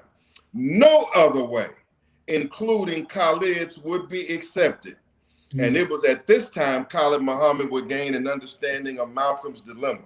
What I'm saying to you, my dear brother, is that when you read chapter 14 of the book, yes, sir, Minister Louis Farrakhan suspended Khallid Muhammad and put him in bad standing before the world. He was shunned by the Nation of Islam, but he was backed by Howard students like me and black persons from all over the world, and that suspension had no public effect. Khallid Muhammad, as a private citizen, went out to speak, and he was drawing thousands. Yes, he was. Everywhere he went, he was showing people that he wasn't just a ranting militant, but he had brilliance, depth, leadership, and knowledge. Everywhere we went in chapter 14. Yes. Well, he went off. I think. Are we all? One second. I'm back. Give me 1 second. Let me cap this. Everywhere we went, he was received. And to be honest, in 1994, chapter 14, he was the new Farrakhan. He was the uncompromising man, and the crowds were overflowing. Yes. Then he met Phil Donahue, and he destroyed Donahue. And everybody got to see that he has depth, he has leadership, and they said that we can follow this man. And his speeches were broadcast live from Howard University. He was growing stronger and stronger, and that's what marked him for assassination. In chapter 14, in chapter 14, we say that when as soon as he was suspended and about to speak to an overflow audience, a letter came under the door from Dr. Alim Muhammad to myself, James Small, and Jamil Muhammad. And it says to Khallid Muhammad that if you speak tonight, the same thing will happen to you as happened to Malcolm X. Well, he spoke and he kept speaking. And by the time he finished dismantling Phil Donahue, and we get to him going to the University of Riverside, the zealous mentality of Muslims who say that if you get too popular, if you rival the influence of the leader, you must be killed. If you get too strong, and if you get stronger, that's the reason why he was shot. Okay. He's appearing, hold on, my sister, let me cap this, and I'm going to be quiet. He's appearing. Well, you're giving away too much of the book, first of all. You don't want to tell the whole book. Man, trust me, you want to, once you hear this, go to Kindle and read every word of it. Why would a black Muslim, how can a national spokesman of the Nation of Islam, Dr. Alim Muhammad, be involved with allegedly talking and coaching the assassin of Khallid Muhammad, and he just remain in good standing and nothing happens to him? Well, how does that happen? Well, how does that happen? We must destroy. We must, Sister Shahrazad, end the black Muslim mentality that if you are perceived to offend the divine leader, that you deserve to be killed. Now that needs to be stopped. Go ahead, Sister Shahrazad. But before you say something, Sister Shahrazad, that's interesting that you said that, because I received an anonymous call before this interview probably a few days ago, and I knew who the voice is, but it was an anonymous call, and that person said, please inform Brother Malik that the visible and the invisible streets are listening and reading. May he have a blessed. Then he said, may Allah be with him, and that was it. And I understood what he meant, because I come from that era. You know what I'm saying? Well, go ahead, sister. You know, we kill everybody except the enemy. So I understand why they would threaten you or the brother or anybody. But now let me say this. Khallid got in that same position that Malcolm was in. Malcolm didn't just decide arbitrarily, because of anything going on, that he was going to go out and create his own organization. Lena Horne, Red Fox, Sam Cooke, all of them were whispering in Malcolm's ear, saying, you don't need that, old man. You can go and start your own organization. You don't need that nation. You go and do your own thing and everything. So a lot of times ego get in the way, and a lot of our great leaders make decisions that they might not have made had they not had other people, especially entertainers, whispering in their ear. So when we look at what Khallid's choices was, he was trying to be himself. He was great. he was powerful. Well, we know that the enemy have never allowed us to have nobody great and powerful up over us. They don't care nothing about Minister Farrakhan. He pulled the man back. They can control him. He out here talking about the Jews. We got to talk about what our condition is. Minister Farrakhan was not teaching the people to do for self. He was teaching them to do for him, which is why today we don't have the same level of businesses and some of the things Khallid was talking about. We don't have that today, but we have organizations. These are different organs that we have out here that say they stand for different things. Islam is not a costume. It's not a bow tie. It's not a bean pie. It's not a headpiece. It is supposed to be information to help change our behavior and educate our people to the trick that the enemy has played on them. That's what Khallid was doing. He was just so great and so strong. He was intimidating to so many people, white and black. Yeah. He created fear in them because the truth will do that. Yes. So I just wanted to mention that a lot of times when people get in your ear, people have been in my ear. I've turned down all kind of money because I can't take it because it would compromise what I stand for, me, Shahrazad. So I can't do it. So I know what the pressure you be under when you be out here trying to stand for something. They come at you hard. I would say that as true as your statement is, up to his last days, Khallid Muhammad was still seeking to reunite with Minister Louis Farrakhan. Mm-hmm. I believe that was his father. That's the only father he knew. Exactly. So he underwent a true ideological crisis. That's how he ended up with the new Black Panther Party. And for all of those who are interested in the new Black Panther Party, go to blackpanthermovement.org online. I'll put that up. I'll put that. blackpanthermovement.org. blackpanthermovement.org. And for the Book of Khalid, just go to thebookofkhalid.com. I got that. Bookofkhalid.com, or just go to Amazon for now. Yes, sir. And okay, so what we're saying here is that Khallid Muhammad, even though many, including myself, were in his ear saying, brother, you your own leader, you're strong enough to stand for yourself, he still ultimately, no matter how strong he was, revered Minister Louis Farrakhan so highly. Right. And he recognized that he was the man that could attract the masses of our people. He, like I, Sister Shahrazad, we saw Minister Farrakhan as because of the kind of attractive power that he had over the masses of the people, that he was the most logical vehicle that could get all of us out of this condition. But he didn't. It was things like, it was things like, it was ultimately an ideological, when Khallid Muhammad, let me just get straight to you. Khallid Muhammad believed that the Honorable Louis Farrakhan was doing what Wallace Muhammad had did to the Nation of Islam in 75. And because he couldn't, and he really seriously believed that, because he was obsessed with details.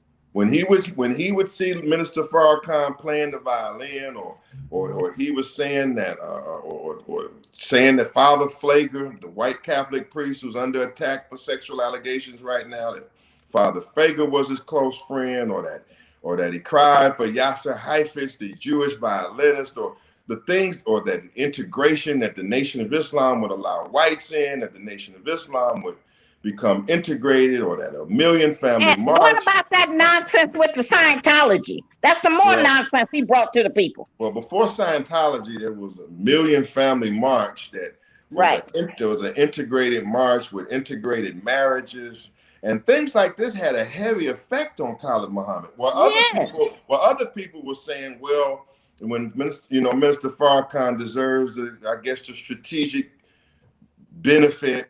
Or Minister Farrakhan was saying, well, I went on a near-death experience, and that's why I'm changing the things the way I'm changing it. These had catastrophic effects on Khallid Muhammad. Right. I mean, no matter how much he loved Louis Farrakhan, no matter how much support he could get, no matter even if all of his money was cut off, he was not going to stop teaching the lessons that the white man is the devil and the black people are the choice of God, and that separation of the races. He was not going to give up separation of the races if he had to die on it. That's why I respect him. Because he's I going do to too. die And on that's what he why I love believes that in. brother too. You're right. I love that brother for standing up for that. I'm just a woman. I can't do it like they do it and like he did it. But I agree with him 100%. If it's ever been a devil, it's them. If it's ever been a God, it is the black man, the original man, the Asiatic black man, the maker, the owner, cream of the planet Earth, God of the universe. God of the universe. Hold on, let me say something. Those that are watching, please share. We got, of course, Dr. Malik Zulu Shabazz, and we got. Can I say something here too? Yes. Can I say something? Let me put this in context. I just want Hey, to channel. Let me he a Shahrazad lawyer. made a point. He a lawyer. I know. Let me promote the channel real quick, Malik, and you can say whatever you want. I got you, man. I love you. You know I love you.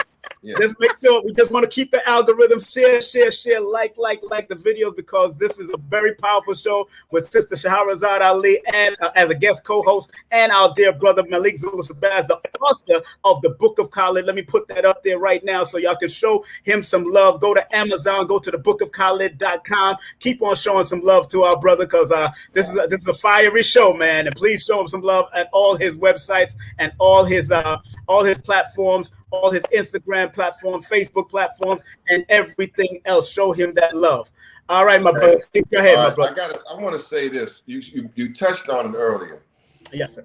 And Sister Shahrazad pointed out that this is a lengthy book. It's 528 pages. Mm-hmm. To my brothers and sisters who are in the Nation of Islam, under Minister Louis Farrakhan or not, lots of this book is a great history book for understanding the history of the nation in the 60s, the 70s, and the 80s, and the 1990s. It's a must book. It's a book that you must have, because there are many people in the Nation of Islam that just came in.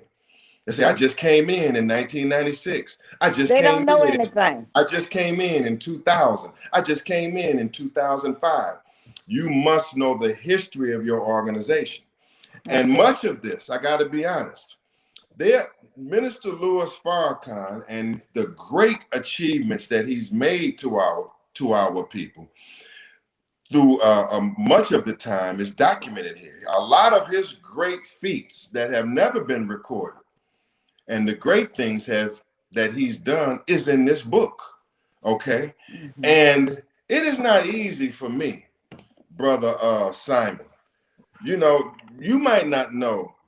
I've had a personal relationship with Minister Louis Farrakhan. Mm-hmm. When Khallid Muhammad was in prison, I had Louis Farrakhan at Howard University when Khallid wasn't even out. I had Louis Farrakhan back at Howard University. I've been at his table dozens of times. I've been to his home. I've been to Cuba with him. I've been on different missions with him before Khallid passed and after he passed. My dear brother King Simon, and to those who are watching, it was not easy at all for me to regurgitate this book. Subconsciously, the book may have been delayed because I knew that the damaging parts of the parts that I didn't even necessarily want to recall of the conflict between these two great men would have to be told if I wrote this book. It would have to be told. And so Minister Farrakhan, again, at many points was like a spiritual father to me. But Khallid Muhammad is my mentor. Khallid Muhammad, as I said in the beginning, at a point I realized, Malik, you're going to have to write and tell his story no matter what. Even if the Nation of Islam under Minister Louis Farrakhan doesn't agree with all of what you say or interpret, you, brother, owe this to Brother Khallid. And I'm comfortable right now knowing that for my people that I have recorded and told the truth. And I have stood up for Khallid Abdul Muhammad. And I can be honest, I'm ready to die and kill for the truth that I have told. I have reached that point where there's no turning back. I'm not scared of nothing. And neither is the new Black Panther Party and those around me. It's a good thing you're a lawyer, because you're going to get sued. You know that already. On what point? On what point? Just on different things that you're saying. The people are going to deny it, and they're going to come forward and say they have other proof. And Aleem is not going to take that unless you printed that letter in your book. You know, it's going to be a lot of issues. But hey, it always is, like you say. But don't be ready to die. Be ready to live. We got enough black men dying for their cause. I want you to live for your cause. I guess that's why he said he'll be ready to kill too. He already said. Well, that's correct. You might have to do that. In order to live, you have to be ready to protect the life you have. That's why Khalid used to say, "Lift every fist and swing." He used to change. I'm not here to start, brother. I'm not here to start. I'm not out here trying to start any trouble. That's right. I spent years avoiding the reality that I had to cause some trouble by telling his truth. But I would be remiss if I backed up off of his truth for any kind of political or personal considerations. I cannot do it. His truth deserves to be told. What he saw deserves to be told. And it will help, Lewis. And I'm telling you this also. Yeah.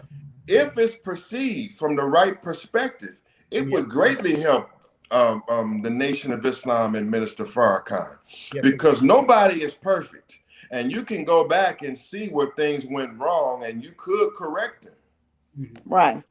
But you want to say that's true. You know, I look at all of the things that have been distorted from the messenger's teachings. You know, like we had never heard of no word called Ramadan. And as soon as the messenger told us about Ramadan, all the black people ran to the white people in the East, to those people who the messenger say they can be Muslims by faith, not by nature. The white people over in the East that believe in Islam. And as soon as we found out about Ramadan, we ran and start following what they saying. The Nation of Islam don't even mention Ramadan in December no more, or what it's for. You know, and Shabazz, that beautiful name you got. I'm getting ready to have a great grandson, and his name is Shabazz. All right? Now, but Shabazz ain't no Arabic word. That's something the messenger told us. That don't come out of their language. That came out of the head of God through the messenger and told us about it. Right. Now, hold on. Before moving on, you know, back in the day, I'm gonna be honest with you, Brother Malik, because you know, as that was going on, the whole Khalid thing and all that stuff, I personally and many others in the nation, you know, we thought you was complicit in Dr. Khalid's fall and then his death. I'm gonna be honest with you. I'm gonna be honest, because I know it came up back in the day to you also, and that they said that you was part of that whole situation. How do you address people? I don't believe that now, but how do you address people that still think that way, that you was a part? Okay, well, let me ask you this. And complicit. Let me ask you this. What would make you think it then? Tell me what would make you think it then. When my mentality, I was still Nation of Islam mentality. So I'm still Minister Farrakhan. So, you know, listening to other soldiers that left the community, and you say, and you mentioned something about 100 FBI agents around Khalid. I said to myself, how many agents is in the new Black Panther Party? Could you be one? Could anybody around him be one? Because you keep your friends close, and you know the old saying, keep your friends close. When somebody is killed or dies, you look at everything. Right, you look at everything. Yes, that's a fair principle. Yes, sir. Chapter 6 talks about 100 FBI agents, that inside of the chapter, it says that members of the Nation of Islam were wearing body wires for the FBI, and they were recording Khallid Muhammad as he went about certain business transactions. So it's a fact that he was infiltrated. It's a fact that, as the book documents, that he was a heavy target for the FBI throughout his career. Mm-hmm. James X. Bess, who still we don't know exactly whether he was working for more than who he appeared to. Anyway, we know we know that he was attempted to be assassinated by James Bess. We come to the end of his life where he passes, Sister Shahrazad, and the question is, did he pass of natural causes, or was there was there an assassination attempt? Well, and when he passed in February 2001, we can say that he was a very high value target on the FBI list. He was a very high value target on the Anti-Defamation League list and the Southern Poverty Law Center list. He was hated by a lot of persons. Still, due to his conflict with the Nation of Islam at the time of his death, there was obvious conflict there. It had, as we point out in the book, chapter 20, New Black Panthers, Farrakhan and Khallid Muhammad were openly going back and forth from the rostrum. Minister Farrakhan, Malik, where did Khalid die at? Let me come to it. I'm coming to it right now. Okay. All right. Minister Farrakhan criticized Khallid Muhammad, condemned Khallid Muhammad's Million Youth March from Howard University. Khallid Muhammad condemned Louis Farrakhan from the Oberia Dempsey Center. No Holds Barred speech in Harlem, and Khallid Muhammad had a lot of enemies at the time when he passed. It is true that he had some health concerns. It is true he is also that very vibrant and healthy looking strong black man that we see in all of his speeches, including enough Negro stuff up to his passing. My sister, I used to, when he was at the hospital and when he passed, and when we had the toxicology reports, where we reviewed the reports and it said that there were no foreign substances in his body. After those toxicology reports were reviewed by the GBI, the Georgia Bureau of Investigation, at that time, I was willing to conclude, as we did in our death report, that we could find no evidence of poisoning or foreign interference, and that the toxicology report said that he died of natural causes. The autopsy report, the death certificate says that he died of a cerebral hemorrhage or brain stroke. Okay, right. But in looking at all of the evidence, though, we look at all of the evidence. Who is this black woman who's his wife? Who is this black woman who's his wife who tells us when we arrive at the hospital that he was feeling ill or fell ill with symptoms at her house? Symptoms at her house or their house. Yeah. And he was in that condition for several hours. And you didn't call 911 till many, many hours later. Who does that? Who does that? Who sees a person that loses control of their bodily functions and is in obvious need of medical attention and does not in any way render them medical attention? And when after years and years of trying to get clarification or explanation for that, we don't get it, I start to get more suspicious. Then we start looking to the case and we look into maybe the background of who she was working for. That raised certain questions. Then we had, we can't trust the GBI, Brother Simon. I mean, we give the blood to the GBI, but that's the Georgia Bureau of Investigation. Well, that's the son of the FBI. So we know we can't trust that all the way. We save some of the blood. We say, well, we're going to get the other blood to a black toxicologist we found. We got a black toxicologist we found. So we talked to Omar Jimenez. We say, now hold this blood. This is going to go to the black toxicologist. But when Khallid passes, we get to finding out that there's a lot of informants around Khallid Muhammad. There is agents around Khallid Muhammad. That when some of the people that he just met that are his right-hand people that we've never seen before, but he tells us they're okay, we at that time say, well, okay, well, you're okay. Well, go pick that blood up and take it to the doctor over here so we can get it analyzed because it's ready now. Why does that person disappear forever with the blood? And left no one to speak that language. Why all that left and speak with the blood? Why is it that when his body arrives in New York, nobody's supposed to know it, but all of a sudden several people do know it and some people inside of the Panther Party, suspected agents, are at the airport in New York with the casket open looking at the body. How the hell did that happen? So my brother, we have not, as we stated in the book, look, Khallid Muhammad told me if I slip on a banana peel, the white man did it. Look, Khallid Muhammad was hated. He was surrounded by agents. His wife is suspect in terms of of absolute gross negligence when he passed.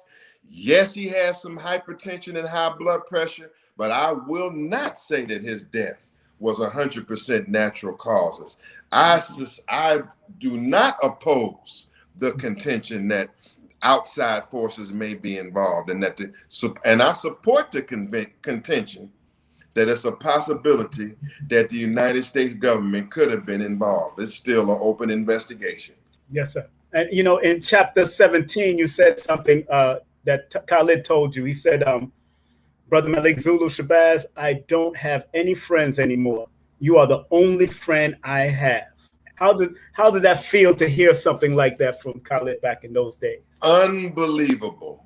Unbelievable things got that bad. And I'm sure that I wasn't the only friend he had. Attorney Alton Maddox was a strong friend of ours. He had friends. I love that brother. I love him. But I didn't mean to say that in the book to try to make myself seem special.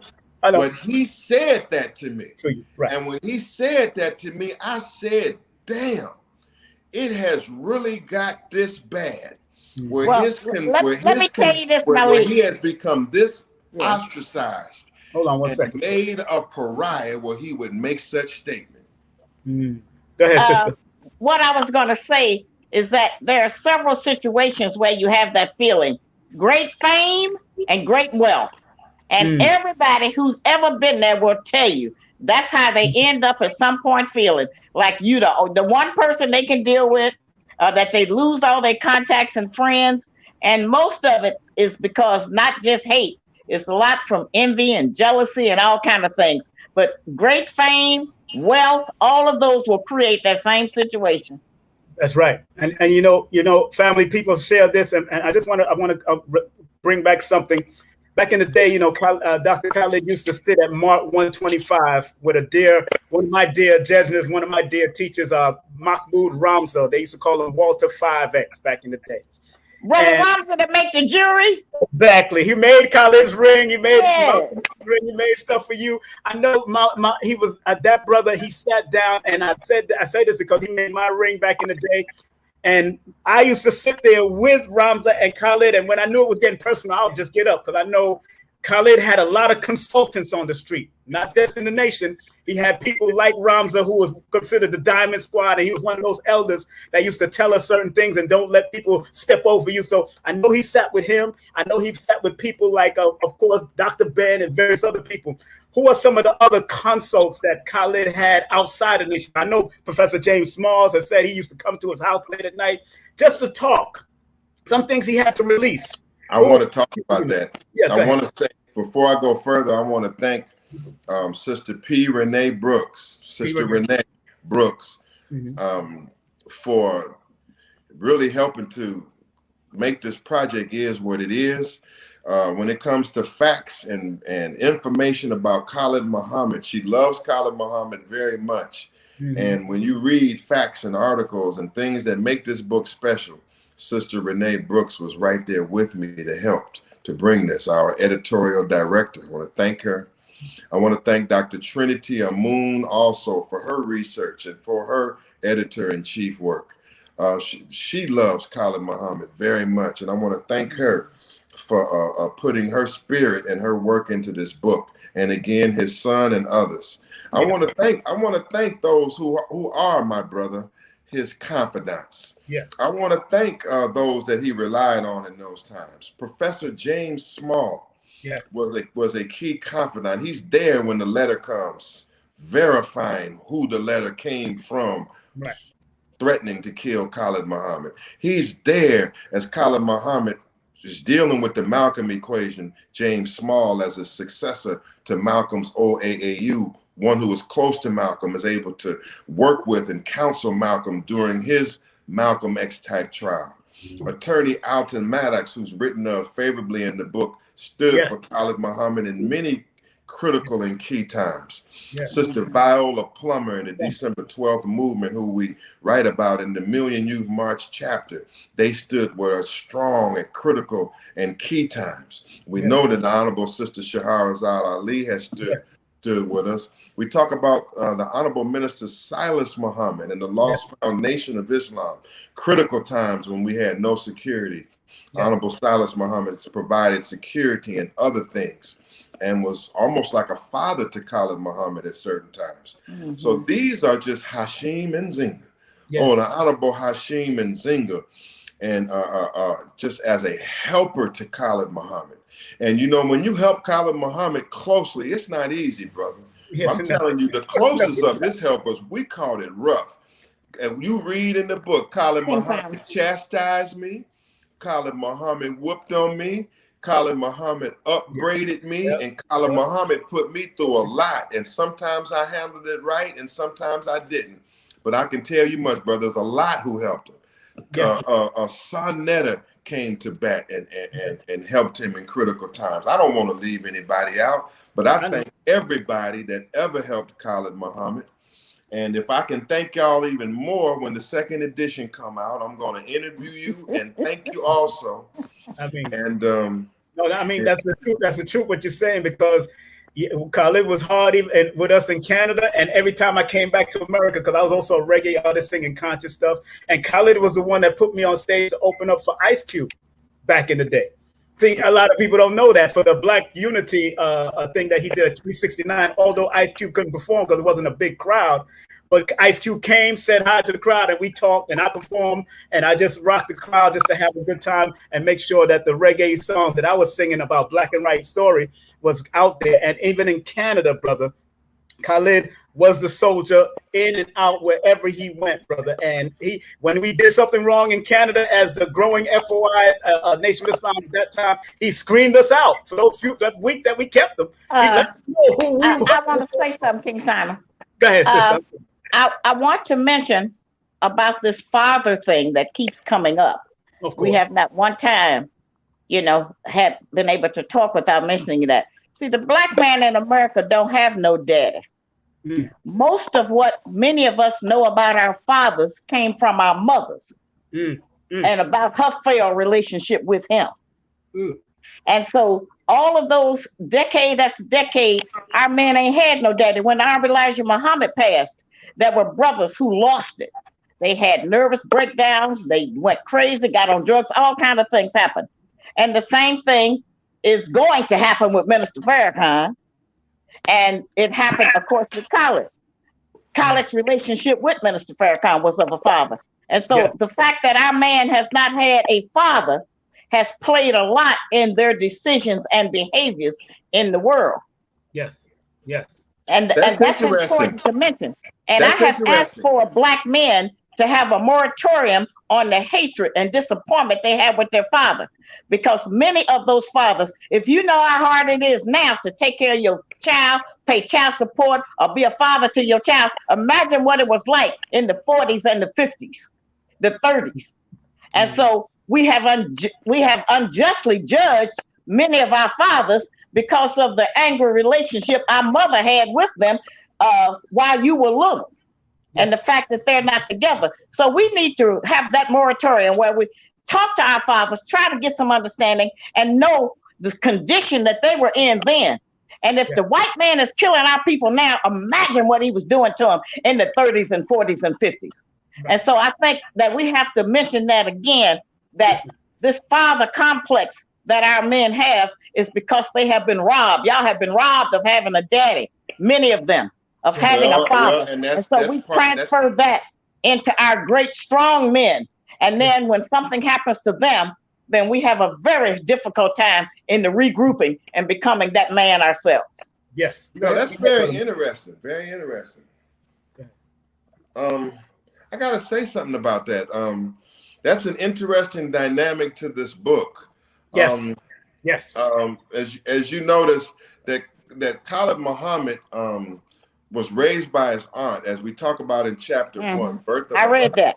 He's raised by his aunt, and later when he joins the Nation of Islam and has almost completed college, he reunites and has a productive relationship with his mother. Okay, but he never I guess in his early life, had the strong bond with his biological father. Then he meets Minister Louis Farrakhan. He becomes his surrogate or spiritual father. That's right. And hearing from Sister Shahrazad Ali, I don't know whether she's saying that's good or whether that's a crutch. In my career, my father was killed, as it points out in the book, at 3 months. My quote stepfather, who's my actual father, Roy Evans, a strong black man, he carries me through much of my life. But when I meet Khallid Muhammad and Louis Farrakhan, they become kind of like fathers to me. That's right. Khallid Muhammad in this book, people don't know about that he had a unique relationship with his son. And he's fathering his son through revolutionary circumstances at the Holocaust Museum, at the Riverside, when he's almost shot. Him and his son, Farrah Gray. Farrah grows up on the front lines through this relationship. So I don't know, Sister Shahrazad Ali, I don't know whether you're saying it's good or bad. Are you saying it's good or bad? Well, no, I'm saying that it's good because you need that father dynamic. You need that example. You know, we talk about all of that. You can't be a man unless you see a man. Well, there is some truth in that, because what we have today and what we're dealing with is, and that's one of the things that attract black men to the Nation of Islam. They get to be in there around men. That's one of the things that attract black men to the military, because they get to be around that superior figure of a father who is the disciplinarian, he's the teacher, and he sets the example and he deals with them. So I really think that it's a good thing, except our men are not prepared for that departure. And when it's time for them to take over as the man, they don't have to collapse because that other figure is not there. They can start to be that example themselves. Well, can I ask you a question? Ask that question. Since I view you as an expert on the Nation of Islam, what do you say is the future of this organization that we write about here, the Nation of Islam, Sister Shahrazad Ali? What's the future of the Nation of Islam? What's it going to look like in 10 to 20 years? I think it's going to become a club very similar to a fraternity or sorority, because the people have not been programmed who say they believe that. They all got a bunch of mixed instructions. They all got a bunch of different kind of teachings, you know, and they have had to incorporate and believe or say they believe a lot of the nonsense that's been going on. Like they're not, we don't have a nation anymore that's bent on building things and doing for self. We don't have a nation that's talking about having a school in every city. Yeah, we may have a school in Chicago, but we can't all send our children to Chicago every day to school.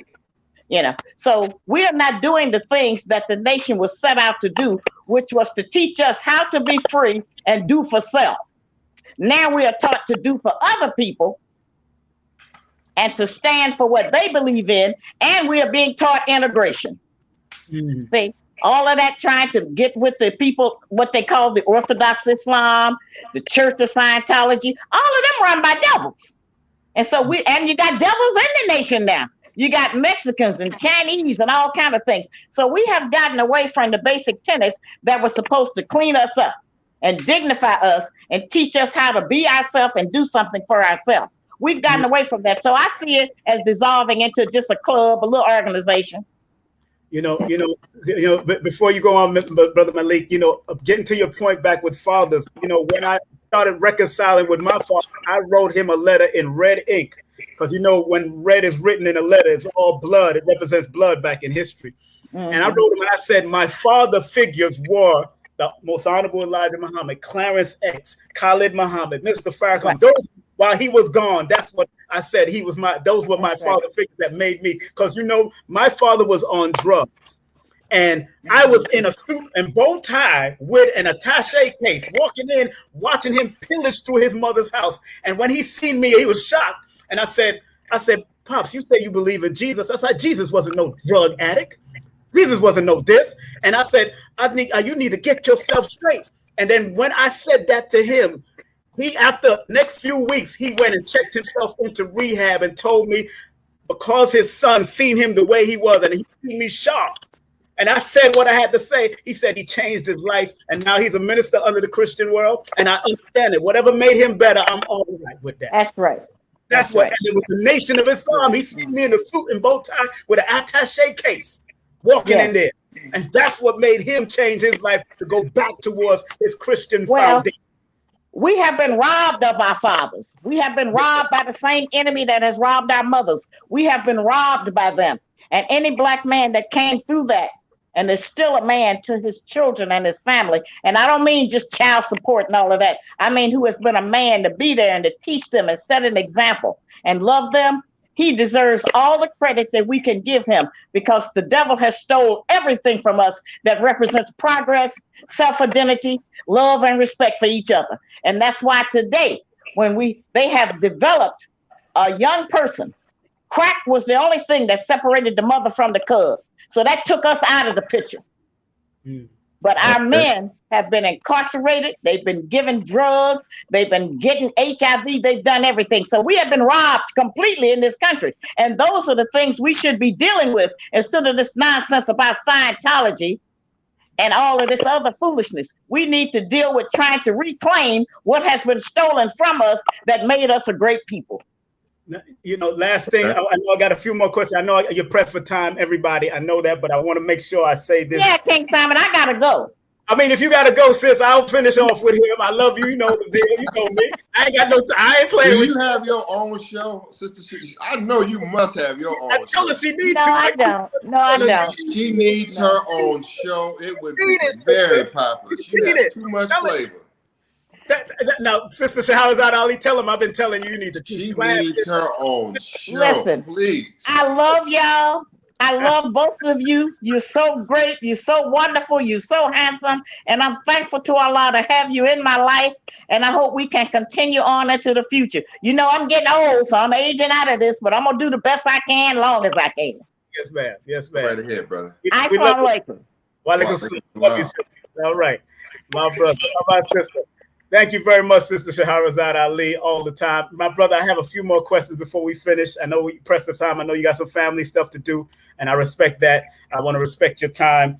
One of the questions I want to share with the family, again, please support the Book of Khalid, of course, available at thebookofkhalid.com and bookofkhalid.com, and in Amazon. You got Kindle and the hardcover. I mean, you don't have the hardcover book no more, right? Do you? No, the hardcover book is coming. Now that we got the Kindle straight and we're going to produce the hardcovers, everybody that was due a hardcover signed copy, I sent you a paperback, but you're getting a free hardcover from me. And, you know, it's a self-publishing operation, and it continues to move along. I want to say something about the Black Panther Party, the new Black Panther Party. And this was a question that was posed by one of the street soldiers. He said, why didn't the new Black Panther Party emerge with the original Black Panther Party? What was that change? Why didn't that happen, brother? In chapter 20, it's called New Black Panthers. Yes. And it deals with the struggle that Khallid Muhammad had as the new Black Panther Party chairman with some of the members of the original Black Panther Party. In the original Black Panther Party, which was the veterans, which was spearheaded by Bobby Seale, some of them vehemently opposed Khallid Muhammad in his beginnings, and some of them supported him. And so when you get into the book, you'll see why. There's ideological reasons. Khallid Muhammad has an ideological. Khallid Muhammad's main problem throughout his entire career, or his main point of challenge, is his ideology. Yeah. Khallid Muhammad is fiercely a race-first man. He's a Garveyite. He holds a hard line on white people. Yes. When Khallid Muhammad became chairman of the new Black Panther Party, he was holding a hard anti-white line. And many of the veterans of the original Panther Party, included Bobby Seale, had adopted a certain kind of form of integration. Even though it was a purported socialist revolutionary integration, it was nevertheless the mixing of white leftist groups called the Peace and Freedom Party, and Jane Fonda and others had become mixed with the Panthers at the time that Huey P. Newton was incarcerated, and they had the Free Huey campaign. We know that Stokely Carmichael, or Kwame Ture, who is in the book, he greatly appreciated Khallid Muhammad, and Khallid had great respect for him. Yeah. He had an issue and fell out with Eldridge Cleaver and the members of the original Panther Party in 1968 because Kwame, or Stokely Carmichael, was not for the interracial alliances. So here's Khallid Muhammad. He comes along, and he, with a good reputation, looks like he's going to create a new legacy in the name of the Panthers, and he's going to become the man known for carrying the legacy. But he's anti-integrationist. He's not uniting with Scientology whites. He's not aligning with leftist whites. He's perceived as anti-white. And so he was attacked by Bobby Seale and others, and we were condemned because of our black nationalist stance. At that time, the Panthers were not saying the Panthers had gotten away from black nationalism. They went into Trotskyism, into dialectical materialism. I take nothing away from them. The most honorable Dr. Comrade Huey P. Newton, to whom praise is due forever, no matter what ideology he experimented with, I honor him as an ironclad great because he did things before us that nobody did. No matter what ideology the Honorable Huey P. Newton went through, he is still one of the greatest to me of all time. And I still respect Dr. Bobby Seale. Mr. Bobby Seale. But I must point out that he opposed Khallid Muhammad, and David Hilliard attacked Khallid Muhammad, and they beat the hell out of me for my years as the chairman of the Panther Party. They got white lawyers to sue me, and they attacked me. But it was because of our black nationalist stance, brother. And I say to all of the Black Panthers and the new Black Panthers in the audience that no experiment is a failure, even if it shows us it didn't work. And this time, my brother, yes, sir, we hold on to black power. At this time, my dear brother, it's all about black nationalism. And the original teachings of the Panther Party, the original teachings of Stokely Carmichael, Kwame Ture, old-time fundamentals, black nationalism, black power, black economics, black self-determination, black self-defense, Pan-Africanism, and the unity of our people. Can tell you right now, I am not interested in any type of interracial alliances at all. Yes, sir. Make sure y'all get the book of Khallid. One more question before we move on. For those that want to join the new Black Panther Party, we got activities all over the country. Go to blackpanthermovement.org. I got it. Blackpanthermovement.org.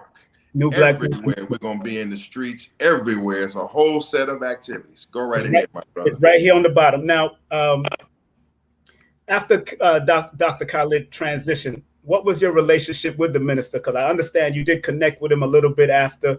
What was the relationship after Dr. Khallid?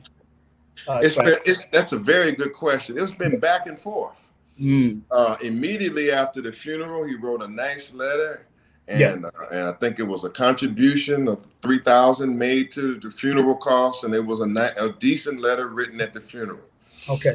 And I shed some tears over the. I was there. Shed some tears. Yeah, we were not anti-Nation of Islam at Khallid Muhammad's funeral. Okay.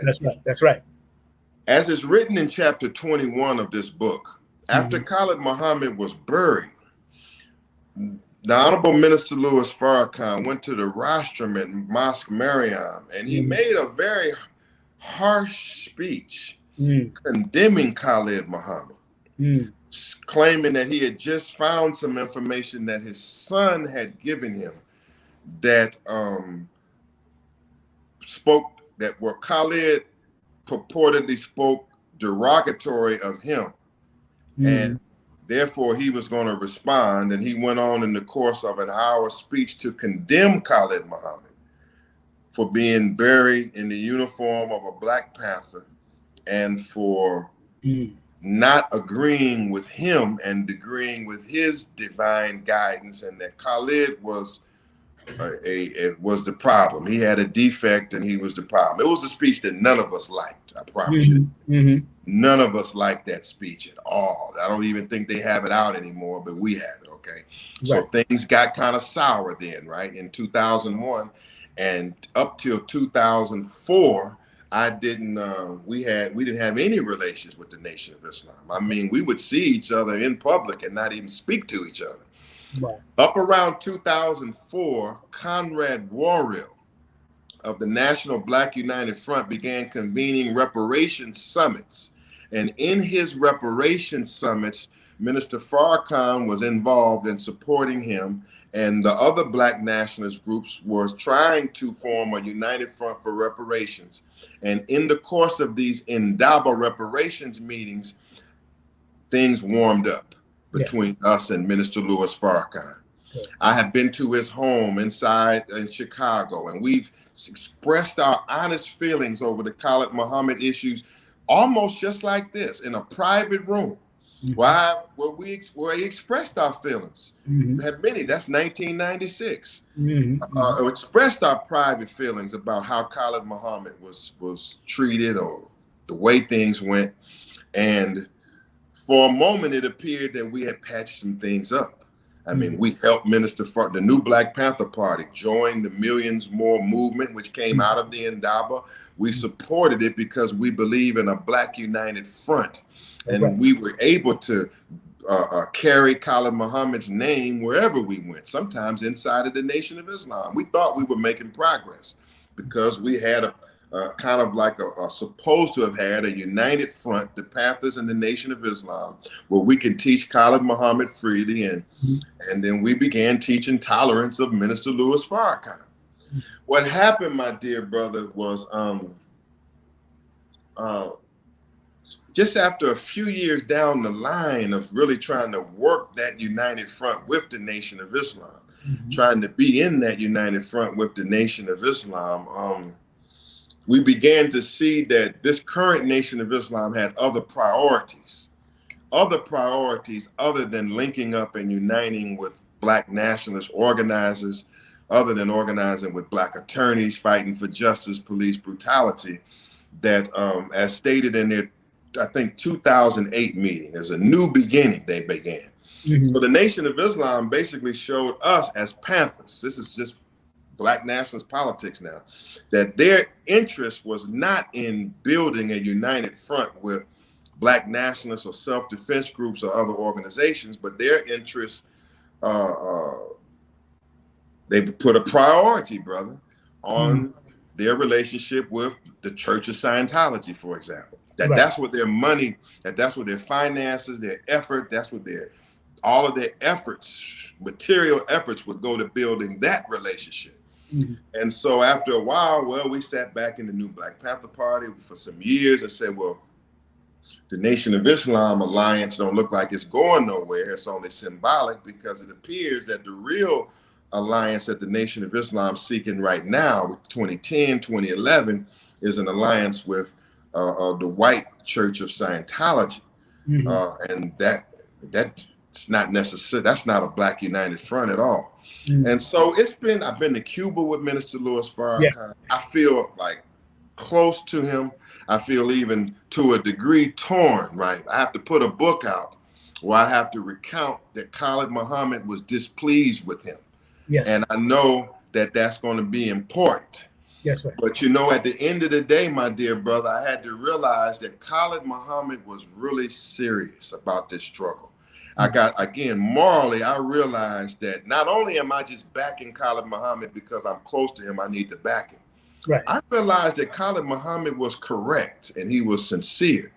And so therefore, you know, our time of organizing with the Nation of Islam ran out. The Nation of Islam today does not seek to organize with Black nationalist, Pan-Africanist organizations more than it chooses to ally with, say, like the Catholic Church, Father Flager, organize with Church of Scientology, other priorities other than organizing with freedom fighters or revolutionaries like ourselves. So at a certain point, my brother, like after the Justice or Else march, and we sat as a group, we said, well, ain't nothing happening between us.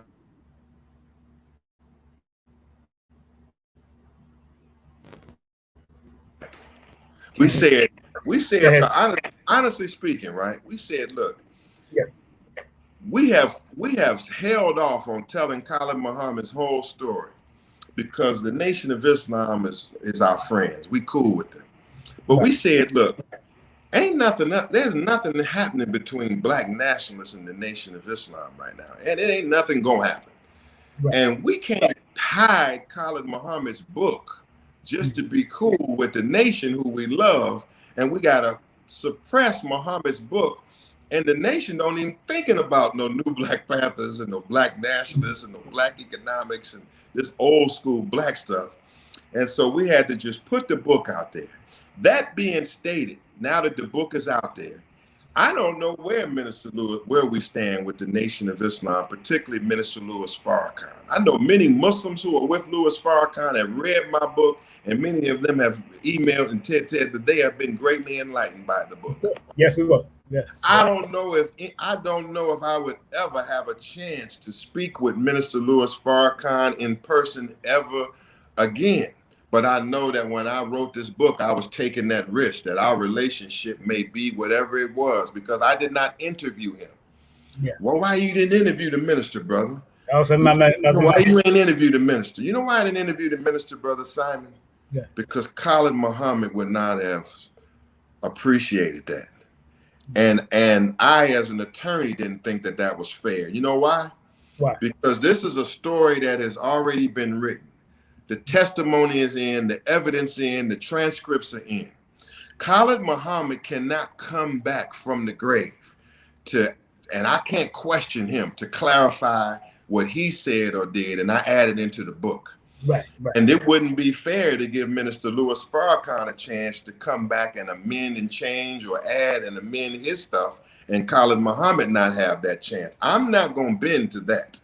That's right. The record is what it was. Everybody said what they had to say. They had plenty of chance to articulate their ideology, their philosophy, and it is what it is. I had to write it based on what occurred. Khallid Muhammad can't come back and change it. That's right. Minister Louis Farrakhan, as much as I respect him, he can't change it either. You know, and let me ask you this. It might be a little sensitive, but did Khallid die broke? Khallid Muhammad did not die broke. I mean, that is one thing. That was rumored. That's why I want to make sure, because we know how. Now, I want to say this. Now, he did not die broke. Now, in my research, right.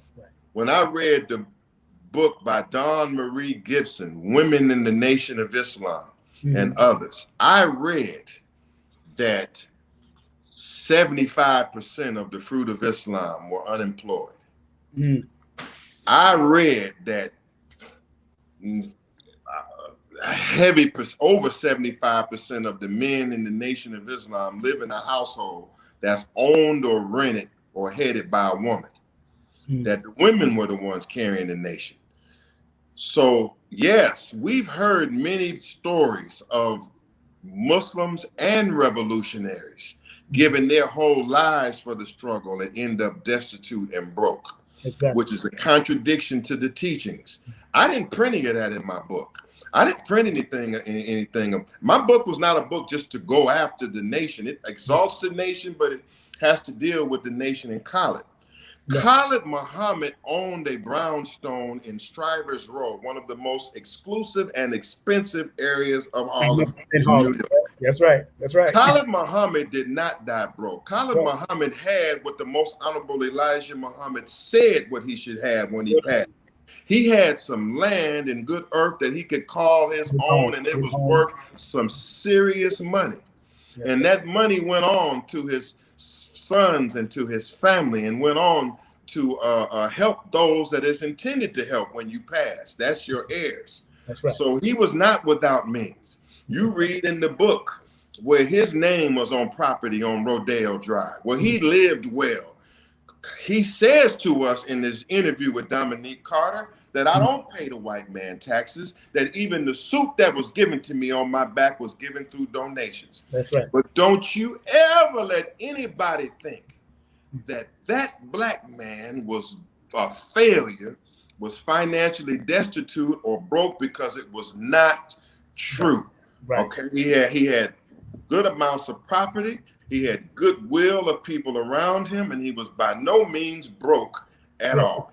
And I can attest to that. I just wondered because somebody brought that up years ago. Because I rode in his Rolls Royce. Had his pension cut. Now, be honest. Now, when you work for the Nation of Islam all your life, you don't get a pension. No. It's no unemployment check. When you get cut, that's one reason Khalid kept speaking once he was suspended. He got cut, and he had no income, and he wasn't getting a check, and he had honorarium offers, and yes, he had to go out and accept his honorarium offers. But by no means was he broke. Yes. But yes, he was cut off from finances from the Nation of Islam. I mean, I rode in his Rolls Royce. I saw how Khallid used to move, and I knew he had a place in Harlem. So I knew that. I just wanted to ask that question because somebody threw it out as a rumor, and I said I want to make sure I ask that question. And I know he was all about good homes, friendships, and all walks in life. That's how Doc was all about that. He knew. And as we read in this book, in order to finance his revolutionary operations, as we read in the chapter Urban Warfare, with his meetings with gang members and his philosophy on white law and black law, we know that Khallid Muhammad had his own revolutionary means of going about getting the paper that he needed. Yes. And, you know, one of our beloved people wanted me to share this story because back in the nation, back in 93, 94, because a lot of us love Khallid so much, some of us shaved our head just like Khallid. And, you know, we was told to grow our hair back. Back in those days. From officials, the captains and all that kind of stuff back in those days. Well, told us to grow our hair back. It was crazy because some people didn't look good with their bald head. Some people did, but they said, "Brother, stop, stop this Khalidite stuff." I remember. I'm being honest. I gotta be honest because I was there at a certain point. Even when they attacked the mosque, I was there. When they attacked the mosque in '92, I was there. Look, it's hard. Yes, sir. It's hard for any genuine black Muslim not to admire Khallid Muhammad. Yes, sir. Yes. Now, they may ultimately go with the instruction of their leader, teacher, and guide, Minister Farrakhan. Right. But on the real tip, like any black man, authentic black man, any real brother revolutionary, I don't care who you are, you got to love Khallid Muhammad. Even if he does something that you might say he should be suspended for, you still admire him.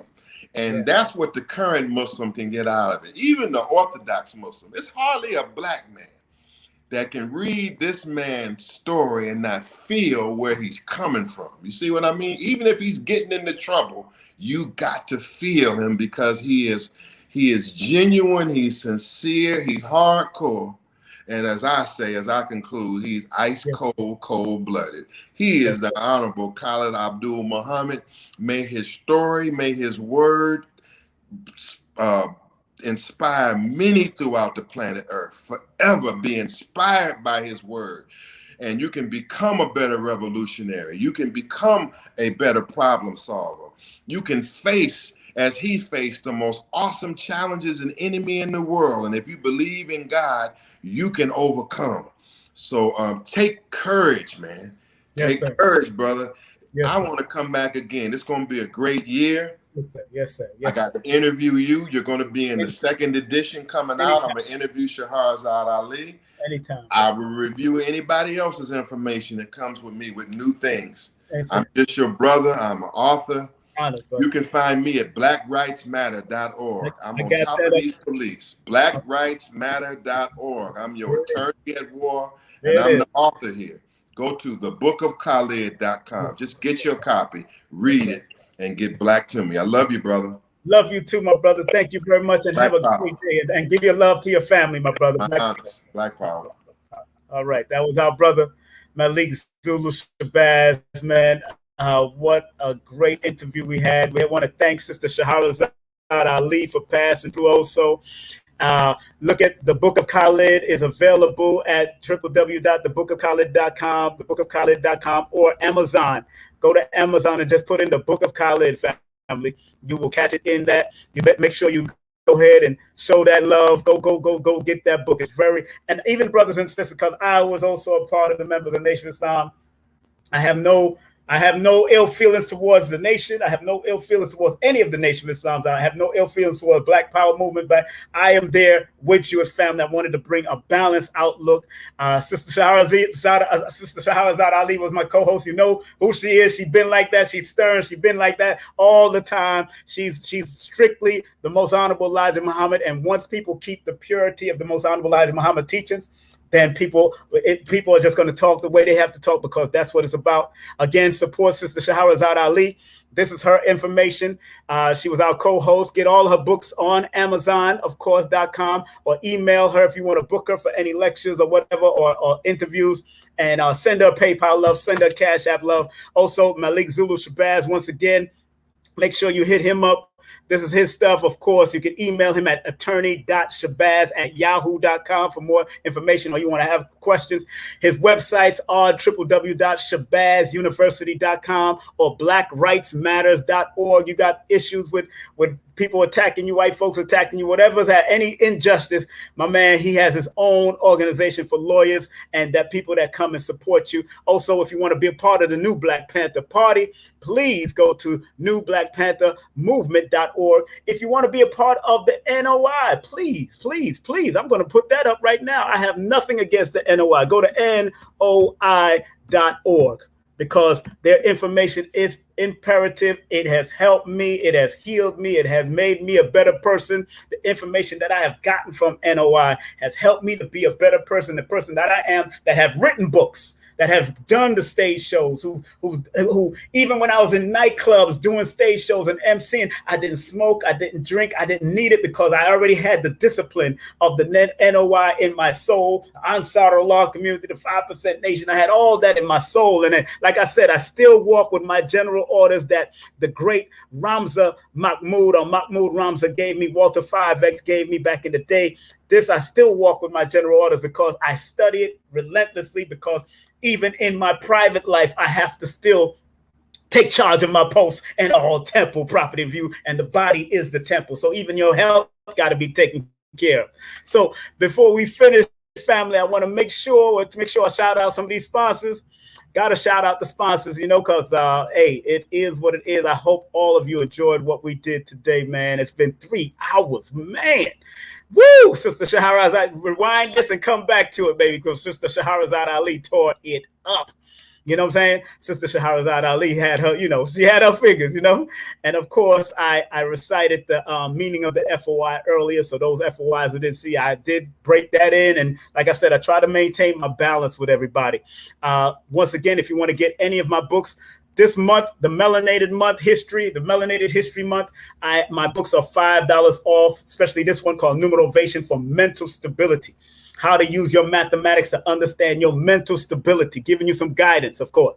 This is my book. This is the book itself.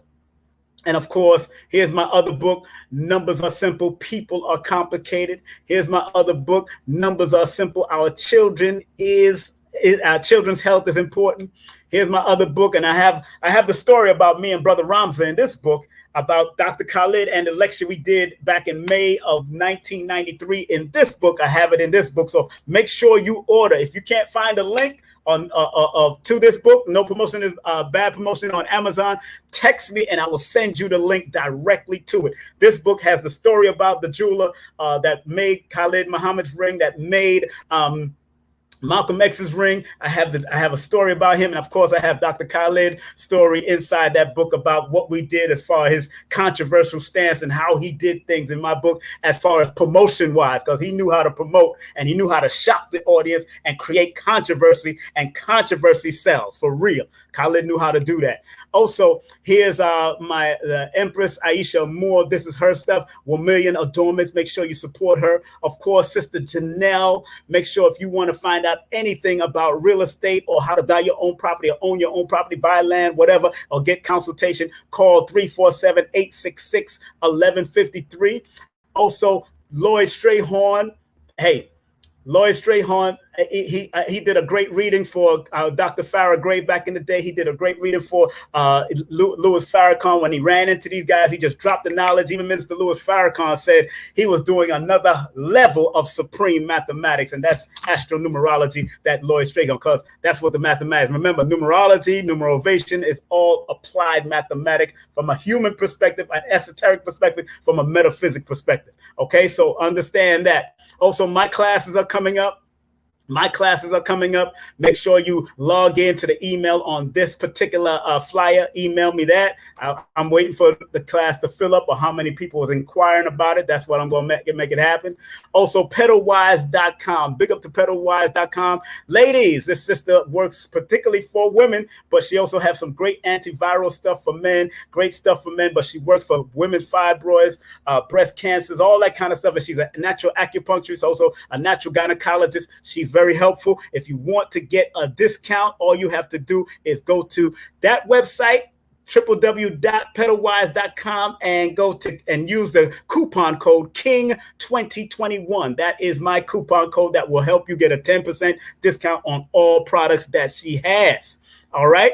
So on you. And of course, let's go up. If you want to do a numerovation session with me, all you have to do is text me your full name and date of birth to 347-496-1022. Please, if you live outside of the United States, Canada, England, Caribbeans, please text me via WhatsApp. That's 347-496-1022.